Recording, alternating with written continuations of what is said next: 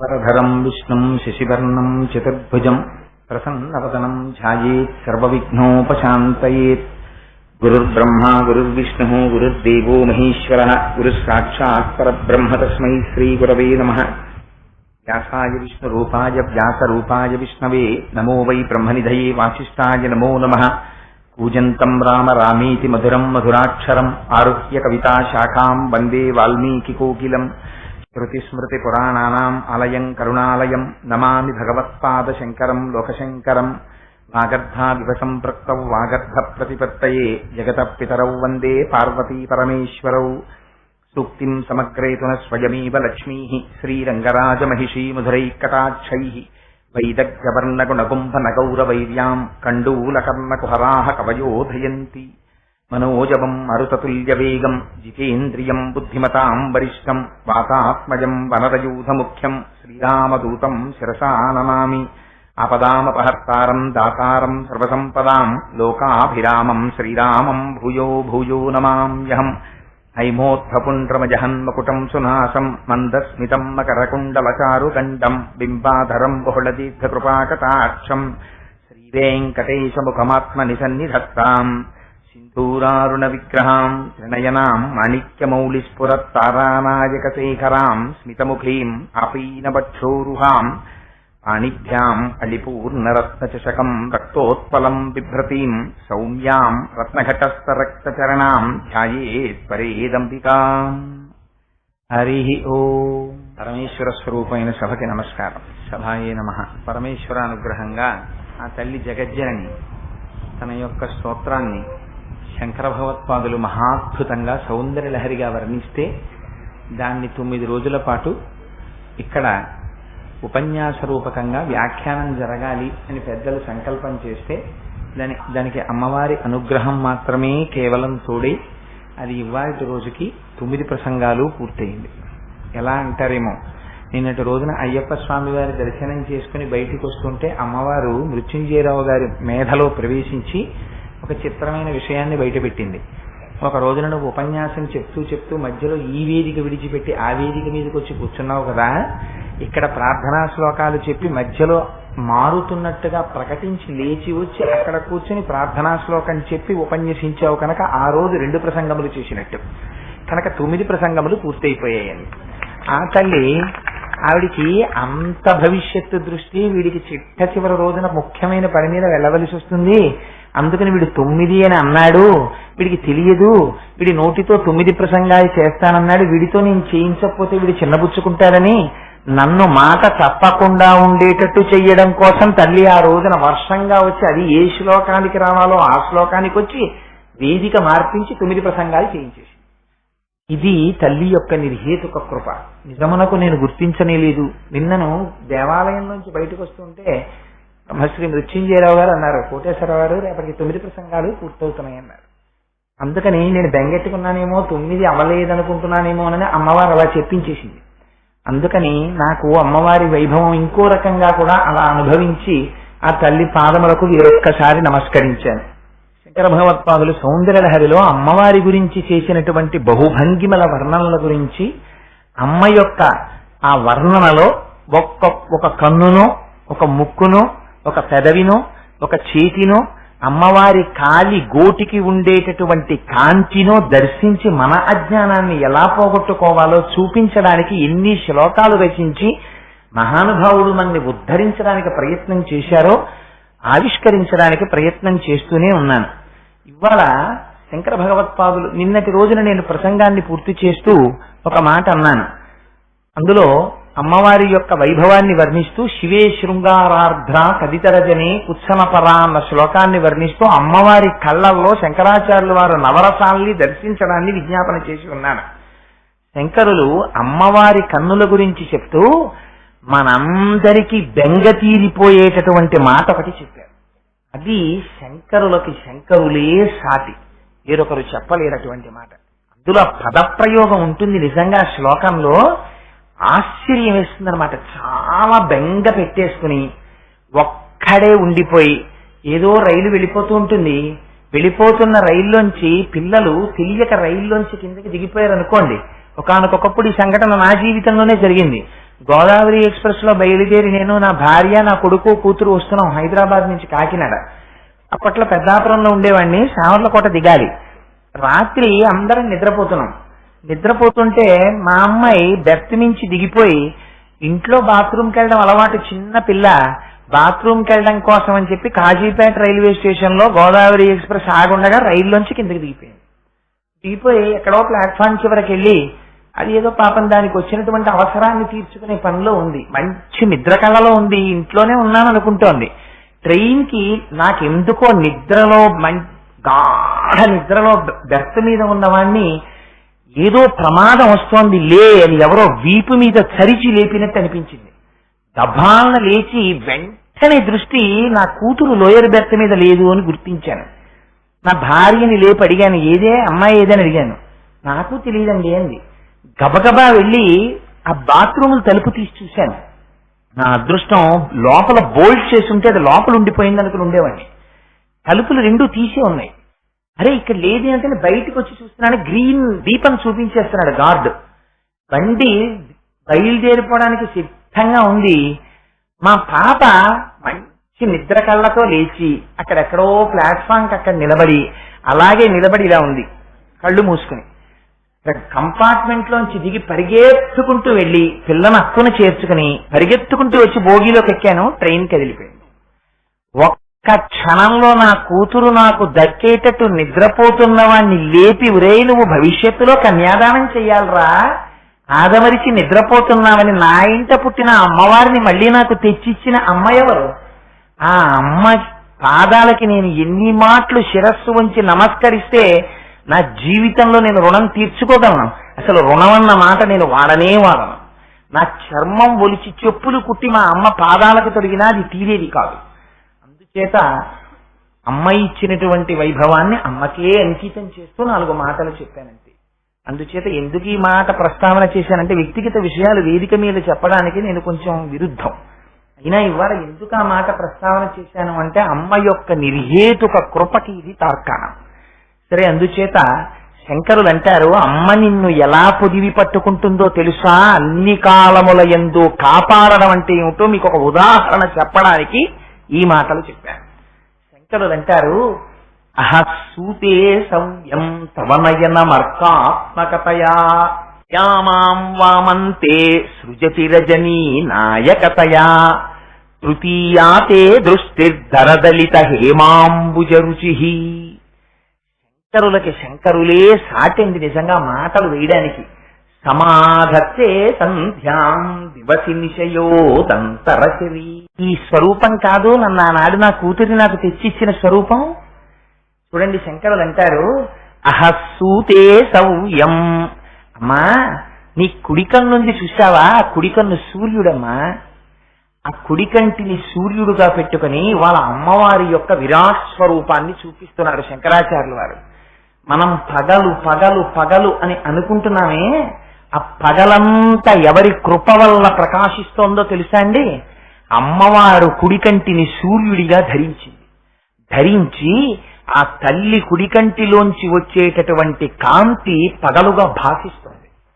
శంకరులు ఎప్పుడు సూర్య భగవానుడి గురించి చెప్పినా వెంటనే చల్లటి కాంతినిచ్చే చంద్రుడి గురించి కూడా చెప్పేస్తారు. అహస్సూతే సవ్యం తమనయన మర్కాత్మకతయా. ఆ మాటలు చెప్పడంలో అందం చూడండి. అర్కుడంటే సూర్యుడు. అమ్మ, నీ కుడికన్ను సూర్య భగవానుడై ఉందమ్మా. ప్రియామాం వామంతే. ఎడమ కన్ను ఏమిటై ఉంది? చంద్రుడు అనరు శంకరాచార్యులు వారు. ఎంత గొప్పగా మాట్లాడతారో చూడండి. వారికే చెల్లు ఆ శ్లోకాలు రాయడం. త్రియామాం, 3 యామములయ్యుందమ్మా అన్నారు. 3 యామములయ్యుండడం ఏమిటి అంటే, ఒక పగలు ఒక రాత్రి కలిపి 24 గంటలైతే అవి 8 యామములు అంటారు.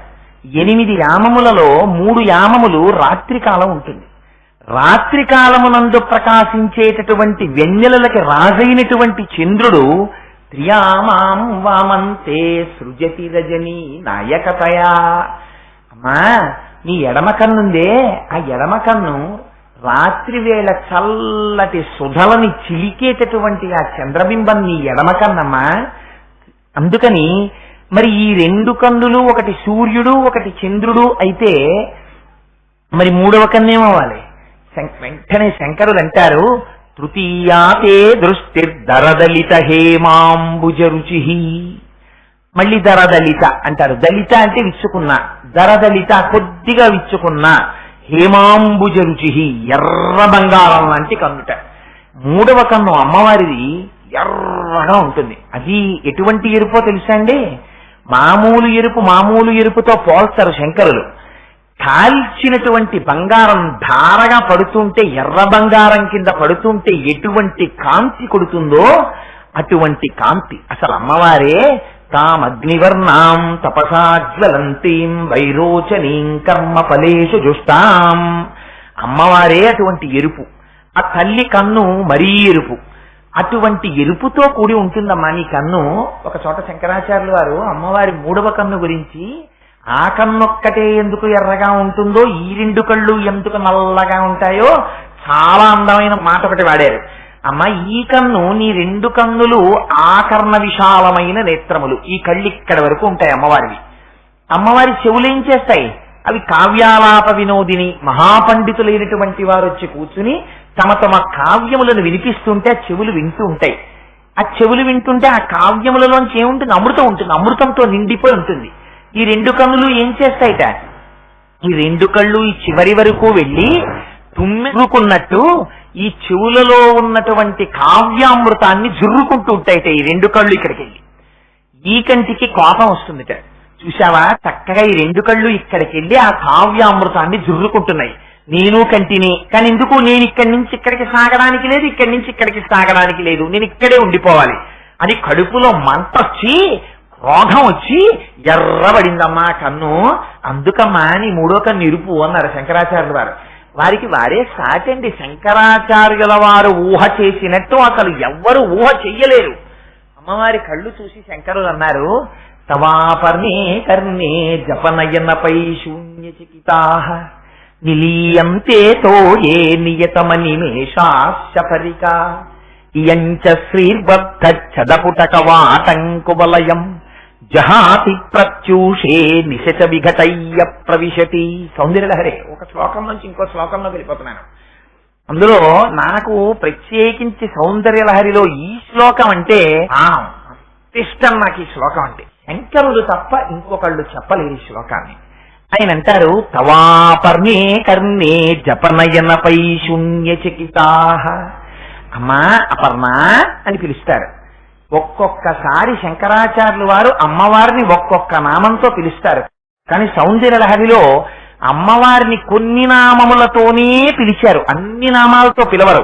ఎక్కువగా పిలవడం శివే, గిరిసుతే, హిమగిరిసుతే, అపర్ణే అని ఇలాంటి నామాలతో పిలుస్తారు. ఇవి బహుశా అమ్మవారికి చాలా ప్రియమైన నామాలై ఉండొచ్చు. ఈ శ్లోకంలో అంటారు, అమ్మ అపర్ణ. అపర్ణ అంటే పరమశివుణ్ణి వివాహం చేసుకోవడం కోసమని చేసినటువంటి తపస్సమయంలో ఆకులు తినడం కూడా మానేసి తపస్సు చేసినటువంటి స్వరూపము కలిగిన దానా? కాదు కాదు, అసలు రహస్యం వేరు. పరమశివుడు స్థాణువుగా ఉంటే, చంద్రశేఖర పరమాచార్యులు వారు చెప్పారు ఈ రహస్యాన్ని. అసలు నేను సౌందర్య లహరిలో చెప్తున్న చాలా మాటలు పరమాచార్యులు వారి వ్యాఖ్యానాల్లోంచి తీసుకుంటున్నాను. స్థాణువు అంటే అసలు ఆకులు కొమ్మలు ఏమీ లేకుండా ఉండిపోయినటువంటి స్థాణు స్వరూపానికి ఆకులు లేనితనమే అమ్మవారితనం. అందుకని అపర్ణా స్వరూపం. విశాఖ కొమ్మలు లేనితనం సుబ్రహ్మణ్య స్వరూపం. అందుకని విశాఖుడని పిలుస్తారు ఆయన్ని. ఇవన్నీ శంకరుడి చుట్టూనే ఉంటాయి. అందుకని విశాఖేంద్రో కేంద్రో అంటారు. విశాఖుడని పేరు సుబ్రహ్మణ్యేశ్వర స్వామి వారికి ఉంది. విశాఖపట్టణము అని పేరు రావడం ఒకప్పుడు ఆ పట్టణంలో సుబ్రహ్మణ్యారాధన విపరీతంగా జరగడం వల్ల వచ్చింది ఆ పేరు.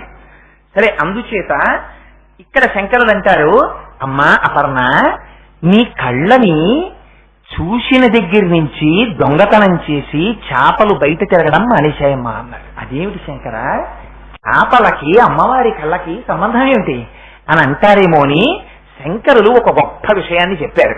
అమ్మవారు ఎప్పుడు ఇలా కన్ను ముయ్యదు. ఎందుకని? ఉన్మేష నిమిషోత్పన్న విపన్న భువనావళి. ఆవిడే కనురెప్ప ఇలా మూసిందా లోకాలన్నీ లయమైపోతాయి.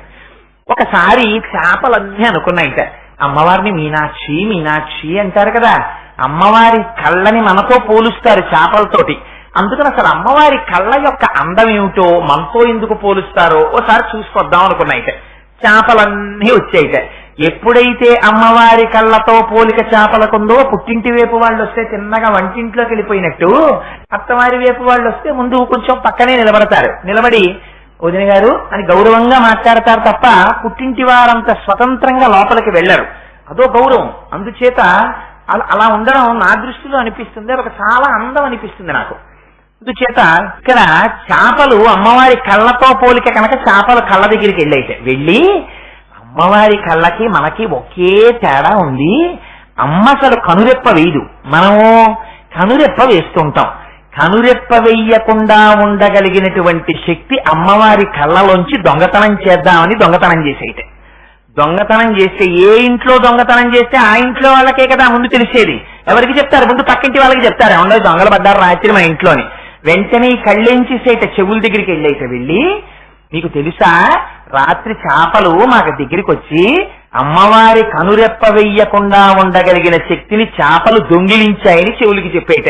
ఇవి చేపలు విన్నాయిట. విని ఓహో మన బతుకు మనం చేసిన దొంగతనం ఇవాళ చెవులకి తెలిసింది, ఈ చెవులు రేపు ఇంకోటికి చెప్తాయి, లోకమంతా మన్ని చూసి చాలే పెద్దబడాయి, నువ్వు కనురెప్ప వేయకుండా ఉండగలిగిన శక్తి అమ్మవారి కళ్ళల్లో దొంగతనం చేసుకొచ్చావని రేపు పొద్దున్న అందరూ దెప్పి పొడుస్తారు పైన కనబడితే అని. అమ్మ లోకంలో పైన కనపడకుండా నీళ్ల అడుగున తిరుగుతున్నాయమ్మా చేపలు, అందుకని బయట కనపడమన్నారు. ఎంత ఊహ చేశారో చూడండి. అందుకని తవాపర్ణే కర్ణే జపనయనపై శూన్యచకితా నిలీయంతే తో ఏ నియతమనివేశాశఫరిక ఇయంచ శ్రీర్బద్ధచ్చదపుటకవాటంకువలయం జహాతి ప్రత్యూషే నిశచ విఘటయ్య ప్రవిశతి. నల్ల కలువలు అనుకున్నాయిట. మనకు కూడా గొప్ప పేరుంది కదా, అమ్మవారి కళ్ళు నల్ల కలువల్లో ఉంటాయంటారు కదా. మనం కూడా అమ్మవారి కళ్ళతో పోలుస్తారు కదా. వీళ్ళు అమ్మవారి కళ్ళ దగ్గర ఒకసారి చూసొద్దామని చెప్పి నల్ల కలువలన్నీ అమ్మవారి కళ్ళ దగ్గరికి వెళ్ళి అమ్మవారి కళ్ళ వంక చూసేయట. సిగ్గు పడిపోయేట. చిచ్చి మనకి అమ్మవారికి పోలిక, ఆ కళ్ళెంత అందంగా ఉన్నాయి, ఇంకంతకన్నా పోలిక లేదు కాబట్టి బహుశా నల్ల కలువలని పేరు పెట్టారు. అంత మాత్రానికి తగుదనమ్మా అని మనమేమో వచ్చామా అని అమ్మ నీ కళ్ళు చూశాక నల్ల కలువలకి సిగ్గేసి ఇంకా ఎప్పుడైనా తిరిగి వచ్చిన తర్వాత ఏమంటారు, ఏమేమి మీరు వెళ్ళారు కదా అమ్మవారి కళ్ళు చూసి వచ్చారు కదా మీ పోలికే అన్నారు కదా, ఏమిటి మీకు వాళ్ళకి పోలికని ఊళ్ళో ఉన్న వాళ్ళందరూ వచ్చి అడుగుతారేమోనని తగ్గట్లు ఇలా సూర్యోదయం అయ్యేటప్పటికీ తలుపులు తాళాలు వేసేసుకుని బయటికి పారిపోతుందమ్మా. అందులో ఉన్నటువంటి కాంతి మళ్ళీ ఎప్పుడు వస్తుంది? అందరూ పడుకున్న తర్వాత రాత్రి వస్తుందమ్మా. చంద్రోదయం అయిన తర్వాత అప్పుడు తాళాలు తీసి తలుపులు విప్పుకుంటున్నాయి. ఎంచ శ్రీర్బద్ధపుటకవాటంకువలయం కవాటాలు మూసేసుకుంటున్నాయిట. జహాతి ప్రత్యూషే నిశిచ విఘటయ్య ప్రవిశతి మళ్ళీ రాత్రి అయిన తర్వాత అప్పుడు విచ్చుకుంటూ ఉంటాయిట. అందుకని ఎవరు రాత్రి కనపడరు కదా, అందుకని తలుపులు తీసుకుని లోపలికి వెళ్తుంది. నేత్రలక్ష్మి సౌభాగ్యం కాంతి. ఏమిటి ఇందులో రహస్యం అంటే అసలు నిజంగా చంద్రుడు ఉదయిస్తే నల్ల కలువ విచ్చుకుంటుంది రాత్రి, సూర్యోదయం అయితే ముడుచుకుంటుంది. ఇటువంటి లక్షణం తీసుకెళ్లి అమ్మవారి కళ్ళని చూసి సిగ్గుబడి రాత్రులు తెరుచుకుంటున్నాయి, పగటిపూట మూసుకుంటున్నాయి అన్నారు శంకరాచార్యుల వారు.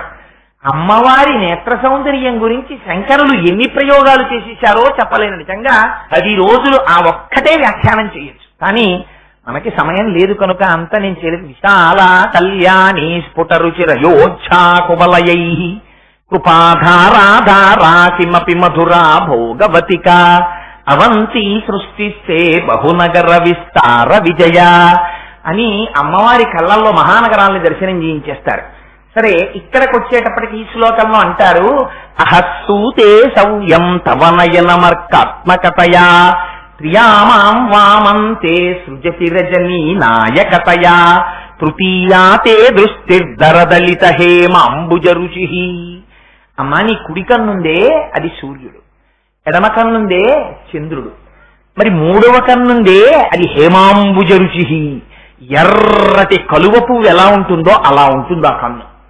అది కూడా ఎర్ర కలువతో పోల్చలేదు శంకరాచార్యుల వారు. బంగారు తామర ఎలా ఉంటుందో అలా ఉంటుంది. అది ఏ బంగారం? ఎర్ర బంగారంతో చేసింది. పోత పోసిన ఎర్ర బంగారపు కాంతితో ఉంటుందమ్మా అని శంకర. మరి కుడి కన్ను పగలన్నారే, ఎడమ కన్ను రాత్రి అన్నారే, మరి మూడో కన్ను ఏమిటి? అంటే శంకరాచార్యుల వారితో వాదించగలమా? వెంటనే శంకర్లు అన్నారు, పగలు రాత్రే కాదు, ఇంకోటి ఉన్నాయి. ఏమిటి? సంధ్యాకాలం ఉంది. రాత్రి వెళ్ళిపోయి పగలొస్తుంటే పొద్దున్న ఉదయకాలంలో ప్రాతఃసంధ్య, సాయంకాలం చీకట్లు వస్తుంటాయి, పగటి కాలం వెళ్ళిపోతూ ఉంటుంది, అప్పుడు ఉత్తర సంధ్య. 2 సంధ్యాకాలాలు ఉన్నాయి కదా, 2 సంధ్యాకాలాలు ఎర్రగానే ఉంటాయి. అందుకని ఈ 2 ఎక్కడి నుంచి వచ్చాయో తెలుసా అన్న సంధ్యాకాలాలు? ఈ 2 సమాధత్తే సంధ్యాం దివస నిశయోదంతరచరీం. ఈ 3వ కన్ను ఉంది కదా ఎర్రటి కాంతితోటి, దీని చేత ఈ సంధ్యాకాలములు వచ్చాయి అన్నారు. ఈ శ్లోకం శంకరాచార్యులు వారు ఎందుకు రాశారో మీరు బాగా తరచి ఆలోచించుకోండి. మీరు ఈ శ్లోకాన్ని అమ్మవారి పాదాల దగ్గర కూర్చొని ప్రతిరోజు తప్పులు చదవకుండా రోజు పరవశించిపోతూ అమ్మవారు పరాభట్టారికా స్వరూపం కూర్చున్నటువంటి అమ్మవారి 3 కన్నుల సౌందర్యాన్ని చూస్తూ రోజు 4-5 మాటల శ్లోకం చదువుకున్నారనుకోండి. 4-5 మాటలని నేనన్నా పొరపాటే. ఒక్క మాట మీరు చదువుకున్నారనుకోండి, ఆ శ్లోకాన్ని చదువుకుంటే ఏమవుతుంది? అమ్మవారు ఏమయ్యింది? అహస్సూతే సర్వం తవ నయనమర్కాత్మకతయా. ఒక కన్ను సూర్యుడయ్యుంది కదా, ఎడమ కన్ను చంద్రుడయ్యుంది, 3వ కన్ను సంధ్యాకాలమయ్యుంది. కాలము ఈ 3 స్వరూపములు కాకుండా వేరొక రూపంగా ఉండే అవకాశం ఉందా? పగలన్నా అవ్వాలి, రాత్రన్నా అవ్వాలి, పూర్వ సంధ్యన్నా అవ్వాలి, లేకపోతే ఉత్తర సంధ్యన్నా అవ్వాలి. ఈ 4 తప్ప వేరొక రకంగా కాలం ఉంటుందా? ఉండదు. మనం ఒక మాట అంటుంటాం, నా కొడుకుని కళ్ళల్లో పెట్టి పెంచుకున్నానండి అంటుంది తల్లి. కళ్ళల్లో పెట్టి పెంచుకోవడం ఏమిటి చెప్పండి? నిజంగా ఎంత ముద్దు కలిగినటువంటి పిల్లవాడైనా, ఎంత లేక పుట్టిన పిల్లాడైనా అమ్మ కొడుకుని తీసుకొచ్చి ఇలా కనురెప్పలు 2 విప్పి అందులో కంట్లో పెట్టుకు పెంచుకుంటుందా? మరి ఎందుకు నేను కళ్ళల్లో పెట్టుకు పెంచుకున్నానంటుంది, చేతుల్లో పెట్టుకు పెంచుకున్నాను, కాళ్లల్లో పెట్టుకు పెంచుకున్నాను అందమ్మ. కళ్ళల్లో పెట్టుకు పెంచుకున్నానండి నా కొడుకుని అని కన్నుల నీరు పెట్టుకుంటుంది. ఏమిటి కళ్ళల్లో పెట్టుకు పెంచుకోవడం అంటే? ఆ కన్నులు ఎన్నడూ ఆ పిల్లవాణ్ణి చూడడం తప్ప ఇంకొకటి చూడడం తెలియదు. అంత అనుబంధంతో పెంచుకున్నా నా కొడుకుని.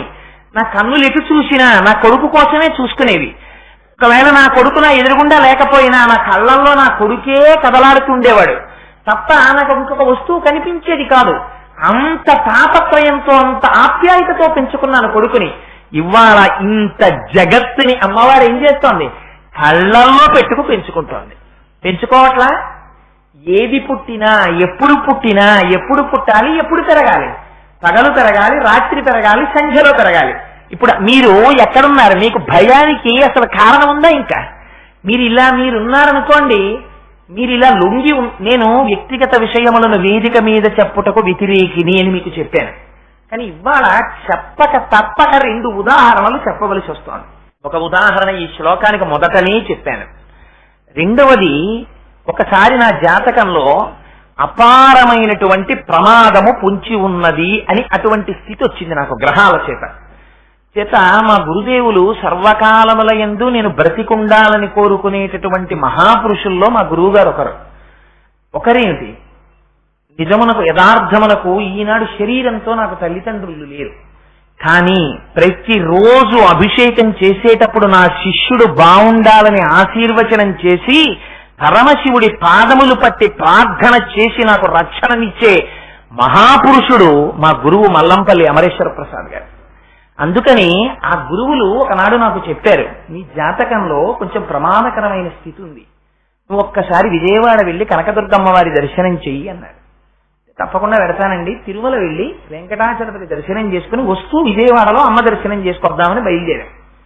ఎంత ఆశ్చర్యకరమైన సంఘటన జరిగిందో తెలుసా అండి?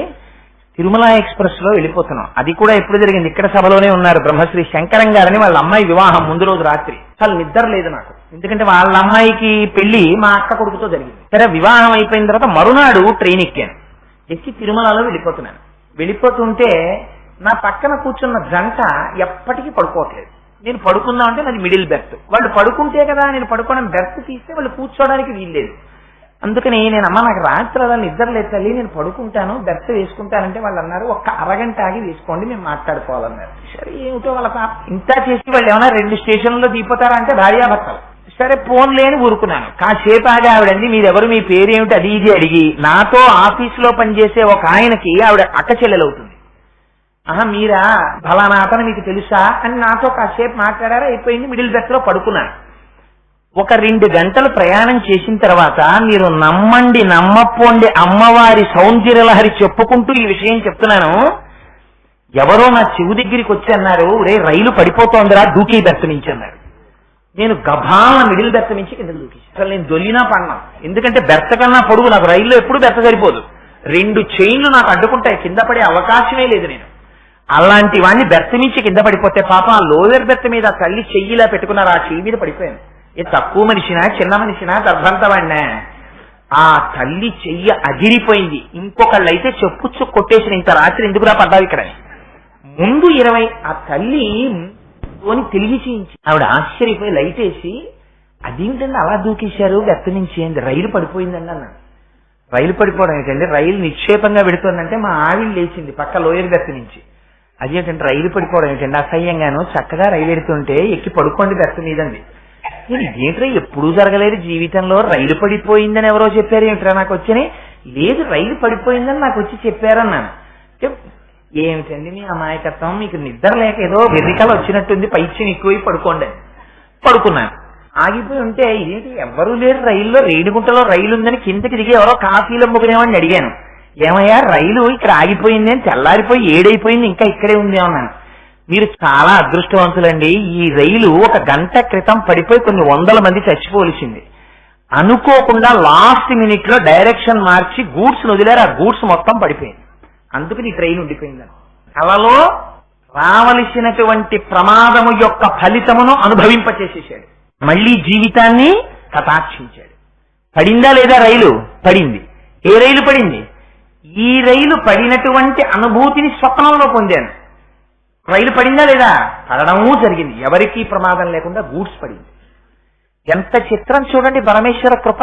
ఆశ్చర్యపోయాను ఆ రోజున నిజంగా. ఈ విషయం మొన్న తిరుమల నుంచి వస్తూ ఎవరితోనో ప్రస్తావన చేశాను. అందుకని అమ్మవారిని నమ్ముకున్న వాడికి లోటు ఏమిటి చెప్పండి. మీరు నిద్రపోవచ్చు, అమ్మ కన్ను తెరిచే ఉంది, ఎడం కన్ను.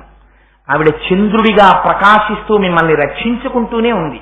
ఆనాడు రాత్రి మేము నిద్రపోతే నా బిడ్డని నాకు ఇచ్చింది ఎవరు? కుడికంటిగా ఆవిడ ఈ కన్ను తెరిచి పగలంతా మిమ్మల్ని రక్షిస్తోంది. సంధ్యాకాలములుగా ఈ కంటితో ఆవిడ చూస్తూనే ఉంది. కళ్ళల్లో పెట్టుకుని మా అమ్మ నన్ను చూసుకుంటూ ఉంటే నాకు బెంగేమిటి?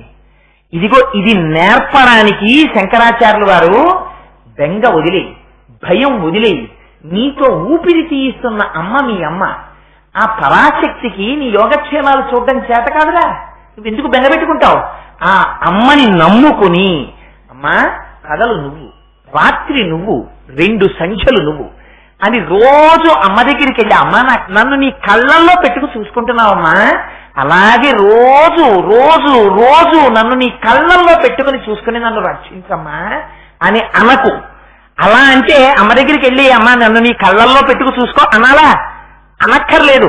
అమ్మా చూసుకుంటున్నావను. ఎలా అంటావు? ఇలా అను. అమ్మా ఒక కన్ను నిన్ను కాదు చూసుకుంటున్నది, సమస్త జగత్తుని చూస్తోంది ఆవిడ. ఇది ఎరుక లేకుండా పోతోందంతే. ఈ మాట చెప్పు, తల్లి ఎంత పొంగిపోతుందో. ఇది జగద్గురువులు కనుక వారు అందించగలిగారు ఈ శ్లోకాన్ని మనకి. ఇప్పుడు చెప్పండి, ఈ శ్లోకం ఒక్కటి అమ్మవారి దగ్గర చెప్పుకుని మీరు ఎంత రక్షణ పొందేయచ్చు.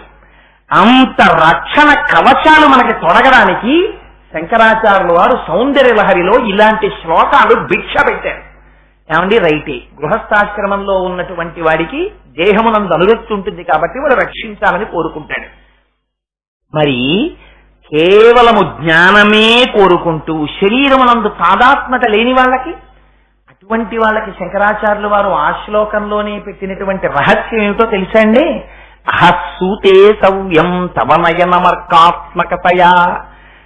మనం 3 అవస్థల్లో ఉంటాం, జాగ్రత్త, స్వప్న, సుషుప్తి. స్వప్నము దేని చేత చెప్పబడుతుంది? సంధ్యాకాలం చేత చెప్పబడుతుంది. ఎందుకని? ఇటు లేచి ఉన్నవాడు కాదు, గాఢ నిద్ర పోయినవాడు కాదు. ఇంకా మనస్సు కొంచెం ఆలోచనలు చేస్తూ ఉంటుంది, సృష్టి చేస్తూ ఉంటుంది. అందుకని సంధ్యాకాలాన్ని స్వప్నంతో చెప్తారు, పగటి కాలాన్ని సూర్యుడితో చెప్తారు, సుషుప్తిని గాఢ నిద్రని చీకటితో చెప్తారు. ఈ మూడిటిలోనే, ఈ మూడు అవస్థల్లోనే మనం తిరుగుతూ ఉంటాం. ఈ మూడు అవస్థల్లోనూ అజ్ఞానంలో ఉంటాం. ఈ అజ్ఞానాన్ని పోగొట్టగలిగినటువంటి నేత్ర సంపద సూర్యుడంటే సాక్షాత్తు జ్ఞానం, చీకటిని పోగొట్టగలిగిన వాడు.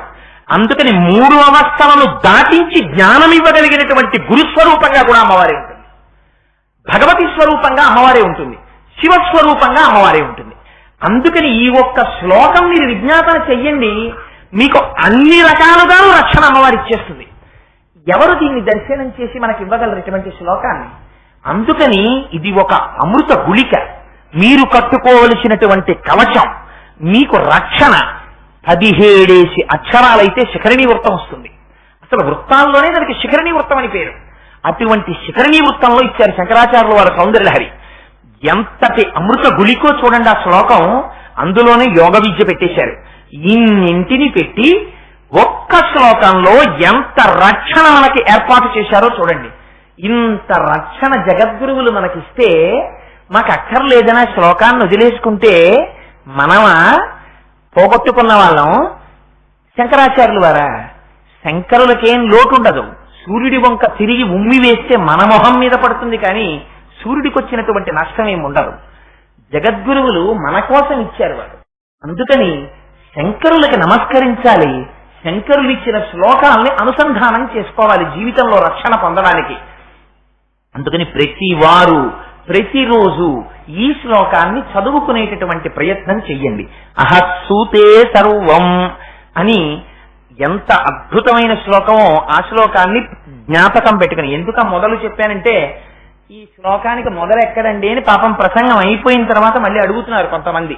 అందుకని ఆ మొదలు ఒకవేళ మీకు అక్షరానుక్రమణిక ఉంటే ఆ మీద ఉంటుంది. అందుకని అహస్సూతే సవ్యం తవనయనమర్కాత్మకతయా అని ఉంటుంది. సరే, ఆ శ్లోకం తర్వాత శంకరులు అంటారు, శంకరులు ఏది చెప్పినా పరమ ప్రామాణికంగా అద్భుతంగా ఉంటుందండి. శృతీనాం మూర్ధానో దదతి తవయౌ శేఖరతయా మమాప్యేతో మాతః శిరసి దయయా దేహి చరణౌ యయౌ పాద్యం పాదః పశుపతి జటాజూటతటినీం యయౌర్లాక్షాలక్ష్మీ అరుణహరి చూడామణి రుచిం. ఒక పరమోత్కృష్టమైన శ్లోకం. మనం సాధారణంగా ఒక మాట అంటూ ఉంటాం, ఏమిటి? అమ్మా నీ పాదాలకి నమస్కారం, అమ్మా అమ్మవారి పాదాలకి నమస్కారం చేశానండి అంటూ ఉంటాం. శంకరులు అన్నారు, ఈ మాట తప్పు నాన్న, నీకు తెలియక ఈ మాట అంటున్నావు. అమ్మవారి పాదాలకి నా నమస్కారం, అమ్మవారి పాదాలు పట్టుకున్నానండి నేను అంటాం కదా. మనం ఏమంటాం? అమ్మవారి పాదాలు పట్టుకున్నానండి, రోజు అమ్మవారి పాదాలు పట్టుకుని నమస్కారం చేసుకుని వస్తుంటానండి అంటాం మనం నోటి మాటగా. దీన్ని శంకరాచార్యుల వారు ఎంత గొప్పగా మాట్లాడారో చూడండి. కఠినంగా మాట్లాడారు శంకరులు, ఎంత అందమైన ఆవిష్కరణ చేశారో చూడండి. అందులో అంటారు, శృతీనాం మూర్ధానో దదతి తవయౌ శేఖరతయా. అమ్మా నీ పాదాలని ఎవరు ధరించారో తెలుసా అమ్మా? శృతీనాం మూర్ధానో, శృతులంటే వేదాలు, వేదములకు మూర్ధన్య స్థానం అంటే ఉపనిషత్తులు. దాని పేరే ఉపనిషత్తు. షద్ అంటే జీర్ణమయ్యేది, నా కానిది, ఉప సమీపములకు తీసుకెళ్లగలిగినది అంటే కేవలము జ్ఞానభూమికలు. అటువంటి జ్ఞానభూమికలైనటువంటి ఉపనిషత్తులు, ఆ ఉపనిషత్తులలో నీ పాదములుంటాయి. ఆ పాదములు ఉపనిషత్తుల యొక్క వ్యాఖ్యానములు సప్రమాణికముగా తెలిస్తే మాకు అమ్మవారి పాదాలు దర్శనమయ్యాయనడం అబద్ధం. ఎందుకని? ఉపనిషత్తులు తెలిస్తే అమ్మవారు తెలిసిపోయినట్టు కాదు. అమ్మవారి అనుగ్రహం ఉంటే ఆనాడు నీకు అమ్మవారి యొక్క పాదాల దర్శనం. అందుకని శంకరులు అంటారు, శృతీనాం మూర్ధానో దదతి తవయౌ శేఖరతయా. అమ్మా ఉపనిషత్తులు శృతుల యొక్క మూర్ధన్య స్థానములు, అవి నిన్ను పూలగుత్తిగా నీ పాదాలని ధరించాయి. అందుకు ఆవిడికి ఉపనిషద్ వన సంచార కుశల అని పేరు అమ్మవారికి. ఆవిడ ఉపనిషత్తులనేటటువంటి వనములలో విహరిస్తుంటుంది ఆ తల్లి. అటువంటి పాదములున్నటువంటి తల్లి. నేను ఏం తెలుసమ్మా నాకు? నేను వేదం చదువుకున్నానా? నేను ఉపనిషత్తులు తెలుసుకున్నానా? ఉపనిషత్తులకి ఎన్ని రకాల భాష్యాలున్నాయో నేను చదువుకున్నానా? ఒకవేళ చదువుకున్నాను, నేను చదువుకున్నాను, నాకొచ్చు అంటున్నాను, కానీ ఇవి అమ్మవారి అనుగ్రహంతో భాషించే అనలేకపోతున్నాను కదమ్మా. ఆ భక్తి కొరవడింది కదా. కొరవడినప్పుడు ఎక్కడో వేదములు ధరించినటువంటి పుష్పగుచ్చముల వంటి నీ పాదములు నాకు ఎందుకు దర్శనం అవుతాయి? నాకు దర్శనం అవ్వవు. అంత నాకేం తెలుసని నేను నీ పాదములు పట్టుకుని నమస్కారం చేస్తానమ్మా. నీ పాదాలు పట్టుకోవడానికి అవి కనపడతాయా? కనపడవమ్మా నీ పాదాలు. కానీ నీ పాదములు నాకు కనపడతాయి. ఎక్కడ కనపడతాయో తెలుసా అమ్మా? ఎందుకు కనపడతాయో తెలుసా? నీ వల్ల కనపడతాయి. ఇది శంకరుల ప్రజ్ఞ అంటే. ఏమంటున్నారు? శృతీనాం మూర్ధానో దదతి తవయౌ శేఖరతః మమాప్యేతో మాతః శిరసి దయయౌ శేఖరతయా. అమ్మా మమ అపి మళ్ళీ అంటారు నాకు కూడా. శంకరులు దర్శించలేదండి, అమ్మవారి స్వరూపమే శంకరాచార్యులు. మరి అట్లాంటి శంకరులు అమ్మా నాకు కూడా అనడం ఎందుకు? అమ్మా ఇప్పటికి ఎన్ని కోట్ల జన్మలెచ్చానోనమ్మా, మనందరినీ దృష్టిలో పెట్టుకుని వ్రాస్తున్నారు ఆయన శ్లోకాన్ని. వీడు రేపొద్దున్న అమ్మవారి దగ్గర ఈ మాట చెప్పుకుంటే అమ్మవారి అనుగ్రహం కలిగి ఒకనాడు అమ్మ పాదములు వీడి శిరస్సు మీద పెడుతుంది. పాదములు తల మీద ఎందుకు పెడతారో తెలుసా అండి? అదొక గొప్ప రహస్యం. గురువు దీక్ష ఇచ్చేటప్పుడు తన పాదములను శిష్యుడి యొక్క శిరస్సు మీద ఉంచుతాడు. అలా ఉంచితే ఆనాడు శిష్యుడి యొక్క సహస్రార కమలములో అపారమైనటువంటి తేజస్సు కలుగుతుంది. అని గురువు తనంత తాను మాత్రమే ఉంచాలి.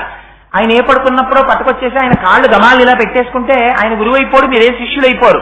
తనంత తాను ఆయన కటాక్షించి సంకల్పం చేసి శిష్యుడి యొక్క శిరస్సు ఉంచి ఆ శిష్యుడి శిరస్సు మీద తన పాదములను ఉంచుతాడు. శంకరులు అంటున్నారు, అమ్మ నువ్వు నీ పాదములు ఆ శృతుల యొక్క మూర్ధన్య స్థానములలో ఉంటాయి. అవి నాకు దర్శనం అవుతాయా అమ్మా? అవుతాయి. ఎందుకు అవుతాయో తెలుసా? మామపి నాకు కూడా అవుతాయి. ఇంత పాపాలు చేసిన వాడినైనా, ఇంత సంసార మగ్నున్నైనా ఎందుకు అవుతాయో తెలుసా అమ్మా? నువ్వు అమ్మవి, నేను కొడుకుని. ఎన్ని తప్పులు చేయని అమ్మా అని ఇవాళ పిలిచానా, అయ్యో పిల్లాడు ఏడుస్తున్నాడని నువ్వు పరిగెత్తుకొస్తావు. నీకేం తెలుసు?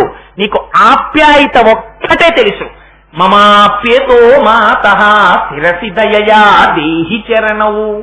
అమ్మా అందుకని ఏం చేస్తావు? నాకేమి కోరిక లేదమ్మా, నీ పాదములను తెచ్చి నా శిరస్సు మీద పెట్టు. ఇలా నీ దగ్గర కూర్చుంటాను, ఆ రెండు పాదాలు నా తల మీద పెట్టు. ఆ పాదాలు కట్టమని ఎందుకు అడుగుతున్నానో తెలుసా అమ్మా? యయౌ పాద్యం పాదః పశుపతి జటాజూట తటిని.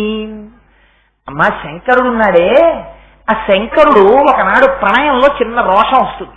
ఆ రోషం ఎందుకు వస్తుందో కూడా యోగ విద్యతో అనుసంధానం చేస్తూ శంకరాచార్యులు వారు పరమోత్కృష్టమైన శ్లోకం ఒకటి చెప్పారు. వృషాకృత్వా గోత్ర స్ఖలనమధవై లక్ష్య సమితం లలాటే భక్తారం చరణ కమలే తాళయతితే చిరాదంతశల్యద్దహన కృతమున్మూలితమత అని తులాకోటిక్వానై కిలికిలితమీశానరిపుణ. అదొక గొప్ప యోగ విద్యకి సంబంధించిన శ్లోకం. చాలా జాగ్రత్తగా జ్ఞాపకం పెట్టుకోండి. శ్లోకం వినే ముందు ఇది కేవలం ప్రణయ కథ కాదు, రోషాన్ని చూపించడానికే శంకరులు అలా మాట్లాడతారు, కానీ అందులో ఉన్న రహస్యం వేరు. అదే నిజంగా శ్లోకానికి అర్థమని మాత్రం మీరు అనుకోకండి. ఒకనాడు పరమశివుడు అమ్మవారు పడుకునేటటువంటి, అయ్యవారు అమ్మవారు కలిసి పడుకునేటటువంటి శయనాగారానికి వచ్చారు. హంసతూలికా తల్పం మీద అమ్మవారు కూర్చునుంది. సంతోషంగా దగ్గరికి వచ్చి పార్వతి అనబోయి గోత్రస్ఖలనం చేశారు. గోత్రస్ఖలనము అంటే భార్య పక్కన ఉండగా పొరపాటున ప్రియురాలి పేరు పలకడం. గంగా అన్నారు. అనేసరికి అమ్మవారికి ఎక్కడ లేని కోపం వచ్చింది. ఇలా చూసింది, ఓహో మనసులో ఆవిడ్ని పెట్టుకుని నా దగ్గరికి వచ్చావన్నమాట అని. ఇలా చూసేసరికిట అలాంటి సమయంలో భర్తకి ఏం చెయ్యాలో తెలియక చెయ్యకూడని పని చేసేస్తాడు. ఏం చేసేస్తాడు? గభాల ఏమనుకోకేం పొరపాటు అయిపోయిందని గబుక్కుని కాళ్ళు పట్టుకున్నట్ట. అందుకని ఆ కాళ్ళు రెండు ఇలా పట్టుకుందామని తల ఉంచేట. ఉంచేటప్పటికీ అమ్మవారికి ఎక్కడ లేని బాధ వచ్చేసింది. నా దగ్గరికి వచ్చి గోత్రస్ఖలనం చేస్తావా అని చరణ కమలే తాడ ఎత్తితే ఆ పాదం పెట్టి ఒక్క తన్ను తన్నింది లలాటం మీద. అది శంకరాచార్యుల వారు తన్ను తన్నింది అన్నారు. ఎంత ఎంత గొప్పగా మాట్లాడారంటే కలువ పువ్వు పెట్టి ఇలా కొట్టినట్టు తగిలింది ఆ పాదం. తగిలితే చిత్రం ఏమిటంటే కాలు ఇలాగే కదా అంది అనేటప్పటికీ ఎవరో పక నవ్వినట్టు వినిపించింది. ఎరా ఇది నా ప్రణయం జరిగేటటువంటి గది కదా, ఇది ఏకాంత మందిరం కదా, ఇందులో ఎవరు ఉండరు కదా, మావిడ దగ్గర నేను గోత్రస్కలనం చేస్తే మావిడ నాలలాటం మీద పాదం పెట్టి తన్నడం కొంప తీసి ఎవడైనా చూశాడా అనుకున్నారట. అని చుట్టూ చూశారట, ఎవ్వరూ కనపట్లేట. చూడవలసిన వాడు చూసేశాడు. ఎవరు చూశాడు? అనంగుడు మన్మధుడు చూశాడు ఈ విషయాన్ని. ఆయన ఎప్పుడు అమ్మవారి దగ్గరే కదా ఉంటాడు, మహాభక్తుడు. చూసి ఆయనకి అయ్యవారి మూడో కన్ను అంటే మహాకోపం కాల్చేశాడని. దాన్ని తన్నేవాడు ఎవడైనా ఉంటాడా అని చూస్తున్నట్ట. చూశాడు సందర్భాన్ని. ఆహా అమ్మవారి కాలెత్తుతోందని వెళ్లి గబగబా అమ్మవారి పాద మంజీరవల్లో పట్టుకున్నట్ట. ఆవిడ ఇలా అందంతే కానీ గజ్జలు మాత్రం గల్లు గల్లు గల్లు గల్లు అన్నట్టు. ఎందుకని? మన్మధుడు ఉన్నాడు, వాటిని మోగించాడు. అందుకని చిరాదంత శల్యదహన కృతమున్మోదితవత అని తులా కోటిక్వానై కిలికిలితమీశాన రిపుణ ఎవరో నవ్వినట్టు అయిందిట. ఎవరు నవ్వారు? మన్మధుడు నవ్వాడు. ఇది నిజమని మీరు అనుకుంటున్నారేమో. అలా చెప్పి ఇందులో ఎంత గొప్ప యోగ రహస్యాన్నో పెట్టేశారు శంకరాచార్యుల వారు. అందులో షట్చక్ర భేదనం, కుండలిని విద్య, కుండలిని కదపడం అన్నీ ఉన్నాయి. సభాముఖంగా అసలు దాన్ని వ్యాఖ్యానం చేయకూడదు. కానీ ప్రణయ రోషంతో పరమశివుడు ఒకనాడు అమ్మవారి పాదముల దగ్గర వంగినటువంటి సన్నివేశాన్ని మనకి జ్ఞాపకం చేయడం కోసమని అలా ఆయన వంగితే ఏమవుతుందిట? అమ్మవారు బాగా తృప్తి చెందాలంటే ఏమవ్వాలి? అమ్మవారికి సరోష గంగాయాం, ఆవిడికి ఎప్పుడు ఈ గంగ ఒకటి ఉంది కదా మనస్సులో. అందుకని శంకరుడు ఏం చేశాట? ఇలా తల వంచాట. వంచితే యయౌ పాద్యం పాద పశుపతి జటాజూటతటిని, శంకరుడి తలలో ఉన్నటువంటి గంగ చేత కడగబడ్డాయిట పాదాలు. ఇది బాహ్యమైనటువంటి కథ. శంకరుడు తలెందుకు కొంచుతాడు అమ్మవారి పాదాల దగ్గర అని మనకు అనుమానం వస్తుందేమో అని. అసలు రహస్యం వేరు అందులో. అసలు వేరొక రకమైన వ్యాఖ్యానం అయితే అసలు రహస్యం ఏమిటో తెలుసా అండి? పరమశివుడి యొక్క పాదములను, పరమశివుడి యొక్క శిరస్సుని దర్శనం చేయడానికి బ్రహ్మగారు విష్ణువు రెండు వైపులకి వెళ్ళారు, కనిపెట్టలేకపోయారు. అమ్మవారి దగ్గర మీకు మొట్టమొదటి రోజు నుంచి చెప్తున్నాను, మహాకామేశ్వరుడిగా ఉన్నటువంటి వాడు అమ్మవారి యొక్క భర్తాస్వరూపం. కానీ హరుడని పేరు పొందినవాడు, శివుడిని పేరు పొందినవాడు, రుద్రుడిని పేరు పొందినవారు అమ్మవారి పాదముల దగ్గరికి వచ్చి నమస్కారం చేస్తారు. అందుకని ఆ స్వరూపంతో నమస్కారం చేసినప్పుడు ఆయన కూడా త్రిమూర్తులలో ఒకడై ఉంటాడు. అందుకని ఆయన యొక్క శిరస్సులో ఉన్న గంగ చేత కడగబడేటటువంటి పాదములు ఆ పాదములు. ఇప్పుడు మీరొక్క విషయాన్ని జాగ్రత్తగా గుర్తుపెట్టుకోండి. శంకరాచార్యుల వారు ఈ మాట చెప్పడంలో ఉన్న గొప్ప రహస్యం ఏమిటో తెలుసా అండి? ఇవి మీరు ధ్యానంలో అనుభవించవలసిన శ్లోకాలు. ఎప్పుడైనా మీ మనస్సు లయమై ధ్యానం చేశారనుకోండి, శృతీనాం మూర్ధానో దదతి తవయౌ శేఖరతయా, అమ్మవారి పాదాలు రెండు తెచ్చి మీ తల మీద పెట్టిందనుకోండి, నిజంగా అమ్మ పాదాలు రెండు మీ తల మీద పెట్టేటప్పటికి మీరు ఎంత పొంగిపోతారు. చల్లటి ఆ పాదాలు రెండు తల మీద తగులుతుంటే, అమ్మవారు కట్టుకున్న ఎర్రటి పట్టుబట్ట మీ నుదుటి మీద జీరాడుతుంటే, ఆ అమ్మవారి పాదాల మీద పూజ చేసినటువంటి పువ్వులు ఇలా పడి మీ ముఖం నుంచి కింద పడుతుంటే, ఇంతలో శివుడొచ్చి ఇలా అమ్మవారి పాదాల మీద శిరస్సు వంచితే పడినటువంటి గంగాజలం అమ్మవారి పాదాల నుంచి మీ శిరస్సు నుంచి ఇలా కింద కారుతున్నప్పుడు. అందుకని పశుపతి జటాజూటతటిని అక్కడతో సరిపోయిందా? అప్పుడు శివుడు ఏం చేసినట్టు? గంగతో కలిసి వచ్చి అమ్మవారికి నమస్కారం చేసినట్టు. మీకేమైంది? ఒక పక్క అమ్మవారి పాదాలు, ఒక పక్క సాక్షాత్తు శివుడు, శివుడి తల మీద గంగ. ఇవన్నీ ఎక్కడికి వస్తున్నాయి? ఇప్పుడు అమ్మవారి పాదములతో పాటు మీ పక్కకే వచ్చి నిలబడుతున్నాయి. ఇవన్నీ మీరు దర్శనం చెయ్యగలిగితే. ఇంకొక పక్కకి ఎవరు వచ్చారు? యయౌర్లాక్షాలక్ష్మి అరుణహరి చూడామణి రుచిం. శ్రీ మహావిష్ణువు కూడా అమ్మవారి కొడుకే కదా. అందుకని విష్ణుమూర్తి వచ్చారట. వచ్చి ఆయన ఏం చేశారు? యయౌర్లాక్షాలక్ష్మి. ఇది ఒక విచిత్రమైన మాట. గంగ పెట్టి శివుడు కడిగాడు పాదాలని. అప్పుడు ఆయన ఏం చెయ్యాలి? పాదాలు అమ్మవారికి కడకగానే మనం ఏం చేస్తాం? అమ్మవారి పాదాలకి లత్తుక రాస్తాం. ఆ గంధం కానీ ఆ లత్తుక కానీ అమ్మవారి పాదాలకి రాసి అలా ఎర్రటి కుంకుమ రేఖలు తీసి అటు ఇటు బొట్లు పెడితే మెరిసిపోతున్న పాదాల జంటని చూసుకుని మురిసిపోతాం. శ్రీ మహావిష్ణువు వచ్చి ఇలా నమస్కారం చేశారు అమ్మవారికి. ఆ నమస్కారం చేస్తున్నప్పుడు ఆయన మెడలో ఉన్నటువంటి కౌస్తుభ రత్నం అమ్మవారి పాదాల మీద పడి ఆ కాంచి పడి లత్తుకలా నిరిసిపోతోంది. ఇప్పుడు ఏమైంది? మీరు ఇక్కడ కూర్చుని అమ్మవారి పాదాలను ఇలా తల మీద దర్శనం చేస్తున్నారు అనుకోండి, మీకు ఇటు ఎవరు వచ్చారు? శివుడు వచ్చాడు. ఆయన తలలో గంగ ఎక్కడ పడింది? అమ్మవారి పాదాల మీద పడింది. ఆ పాదాల నుంచి ఎక్కడ పడింది? మీ శిరస్సు మీద పడింది. ఆ శిరస్సు నుంచి ఆ గంగ ఏమవుతోంది? చల్లగా తడుస్తూ ఇలా కిందకి దిగిపోతోంది. మీ బట్టలన్నీ ఆ గంగతో తడిచిపోతున్నాయి. ఇంతలో ఇటువైపు శ్రీ మహావిష్ణువు వచ్చారు.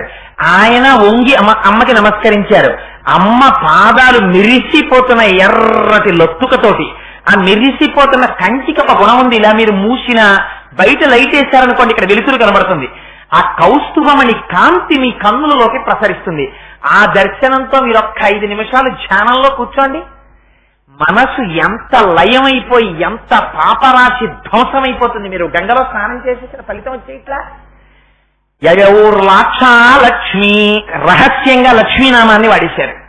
లక్ష్మీ సహితుడై శ్రీ మహావిష్ణువు నమస్కరిస్తున్నారు. గంగతో పరమశివుడు నమస్కరిస్తున్నారు. శ్రీ మహావిష్ణువే వచ్చి నమస్కరిస్తుంటాయన నాభికమలంలో పుట్టిన బ్రహ్మగారు ఊరుకుంటారా? బ్రహ్మగారు వచ్చినట్టే. కోటేశ్వరరావు గారు కుటుంబం అంతటితో వచ్చారండి. వారి భార్య ఇవాళ అక్కడ ఎదురుగుండా కుర్చీలు వేశారు, కూర్చున్నారు. అంటే ఇంకా నా కొడుకు గురించి చెప్పక్కర్లేదు, వాడు వచ్చినట్టే. పూజలో నా కొడుక్కి వివాహం అయ్యే వరకు ఏంటి ఆశ్రేష గోత్రోద్భవస్య కోటేశ్వరరావు నామధేయస్య సకుటుంబస్య సమాంధకస్య అంటే నా కొడుకు నా కూతురు అందరూ వచ్చేస్తారు అందులోకి.